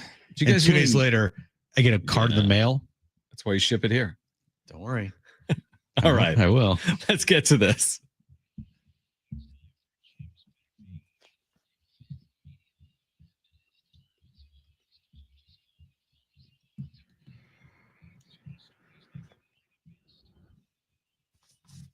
All right, what have we missed? We'll start here. Chipotle, John, is introducing a bold new sauce for the first time in 5 years. Chipotle is adding a brand new sauce to its menu starting June 17th. Chipotle locations across the U.S. will offer adobo ranch sauce. According to the chain, the new sauce is described as a smoky and spicy twist on ranch. I'm in. I like a good ranch. I don't know if I need a smoky, spicy ranch. I don't know if I need one either, but I'll try it. I'll try it with the new sauce is made of adobo peppers, sour cream, and various herbs and spices. Okay. I'll try it. According to the president and chief brand officer of Chipotle. I thought you were going to say of the United States. No. Why is the president chiming in on this sauce? Yeah. Basically, they're Eric Grupner. Said Gen Z has contributed to making ranch, quote, a cultural phenomenon. I don't know about that one. I don't know about that. Might be a stretch. I mean, I'm not Gen Z. I'm millennial. I don't know if I've seen. You're a millennial? Yeah. What am I? We are Gen X, John. Oh. Yeah, you're losers. That's hilarious. But I don't know if Gen Z has contributed to like the ranch phenomenon, because I remember when I was a kid, a lot of people were eating ranch with their pizza. That was like a phenomenon. Yeah, that was your guys' fault. I know it was. So Gen X ended in 1980 and yours started in 81. It's a joke. I'm Generation Beta, born 2025. You are Generation 2039. Beta. I was like the Simpsons. They said we're the MTV generation. We experience neither highs nor lows. And Homer's like, "What's that like?" And they go, "Eh." Exactly. That's great. Did you know, John, that you can get the Oregon duck at your wedding for a small sum of $1,500? $1,500 for the duck? Are you listening, Jay Riff? Yeah, Jay Riff, you listening, buddy? Is he married? No. Perfect. No. Send that to him. I know. So at his wedding, for 1 hour max, $1,500. Yeah, but he doesn't travel, though. You can't bring him to like Pasadena, can you? Can you get him on a plane, or do you have to get married in Eugene? Somebody in the comments said, "Can the duck officiate the wedding too?" Wow, be like Quack. That'd be funny if he just quacked for 20 minutes. Quack. Yeah. But anyway, Who's the better officiant, me at your wedding or the duck? Clearly the duck. $1,500 for the duck. $1,500 for the duck. Dude, this is amazing how they're trying to get revenue sharing. I know. You're trying to maximize that out with the duck. It's really. Tomorrow, John, if you are an Amazon Prime member, you can get tickets for an early screening of Superman. Yeah, I'm good. I know you're good. What does that mean? I'm a Prime member, so I can go to the movie theater before it's in available? Select theaters for Amazon Prime members. I believe it's on July 8th. The movie doesn't come out until July 12th, I think, or July 11th.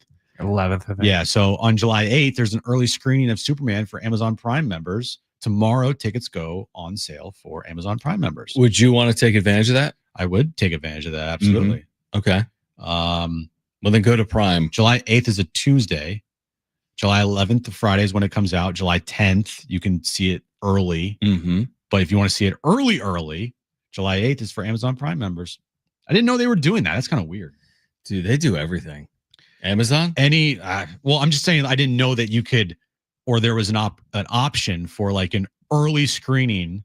Because I thought like early meant the Thursday night when they have select showings, and then Friday is when the official release happens. But now it's even earlier. Right. That's weird. Interesting. It's a Crumble Cookie Monday. Sure is. Some of these Crumble cookies, by the way, that I'm going to tell you sound phenomenal. Okay. Like this is a really good week for Crumble cookies, guys. I'm listening. French toast cookie. Ooh. Dude, sign me up. How do you do that? Yeah, that sounds good. Peanut butter cup brownie featuring Reese's. It's a new cookie. Dirt cake cookie, which is a chocolate cookie, but I'll try that. Raspberry lemonade cookie. I love raspberry lemonade. Now, do I like it in a cookie? It's a little sweet. Sure, I'll try it. A churro cake. The classic milk chocolate chip cookie. Okay. And then the s'mores cookie. S'mores cookie. That is an elite. That's a good week. That's an elite cookie lineup for this week. If you could only eat one. Reese's brownie. Yeah, the Reese's. I'm going with the Reese's. Thank you, Brent. I'm going with the Reese's. I'm going s'mores. Are you? Yeah. Over Reese's? You love Reese's. I dude. love Reese's. How can you say no to that? I'm going s'mores. Okay. I'm going s'mores. All right. By the way, they have like a video on the Crumble like Twitter account or X account. Yeah. Of like people eating these cookies. Dude, the people look so happy. They look so happy. They must and be the cookies so look happy. so good. It's like when I have my piece of chicken and you're like, how do you feel? I'm like, just content. Problem is, I would want just like one bite of all these cookies because I know if I like you could do eat it more, it's going to be a problem. Why don't you buy like a 6-pack, right? You can get like for like $30, but only have one bite of each, and then give the remaining bites to Aaron. Boom. Okay. So you both can try it. And hitting the auction, final one of the day. Hitting the auction here are two elite items at the, what is it, Sotheby's? Sotheby's. Listen to these two jerseys that could top the 1 million mark. Both these jerseys. Okay. The 2016 LeBron James Finals appearance Warriors jersey. It's the jersey he wore Game 7 for the block. And then the jersey worn of Steph Curry when he made his first 3-pointer in the league. That thing should go for like $600. I'll take it for $600. In Steph Curry's second NBA game on October 30th, 2009, he hit his first 3-pointer. Second. That jersey from that night with which Sotheby has estimated sell for more than $1 million. Sotheby. Right. Will almost certainly set an all-time record for Steph Curry memorabilia. How does Steph not hit a 3 in his first career game? Oh, actually, I was wrong on the LeBron jersey. I misread it. It's not Game 7. It's not. LeBron's jersey from Game 1 of the 2016 NBA Finals is going to go for auction, carrying a pre-sale estimate of $800,000 to $1.2 million. It's the first time one of James's 2016 NBA Finals jerseys has been offered publicly. By the way, Steph's debut in the NBA. Yeah, he played against the Houston Rockets. He's played 36 minutes. Scored 14 points, and he had no 3-pointers. And he sucked from 3. He was 0 for 1. Right, his first bucket was a foul line jumper. Okay. I know my GOAT. He also had 7 assists in that game. Yeah. It took him until his second game to hit that 3. Right, and the last bucket of the game was by Steph Curry. It was a layup, a meaningless layup to give him 14 points. And they lost by? I think Corey Maggette was the leading scorer in that game. What was the final score? And if you don't know anything about 114, 110. Wrong. All right. What was Join it? us tomorrow, 108, 107. Join us tomorrow. We're back at 2 p.m. Keep it here for Brent and Jim. I'm John. Keep it here. San Diego Sports 760. Go Oilers! And Padres. Yeah, Padres too.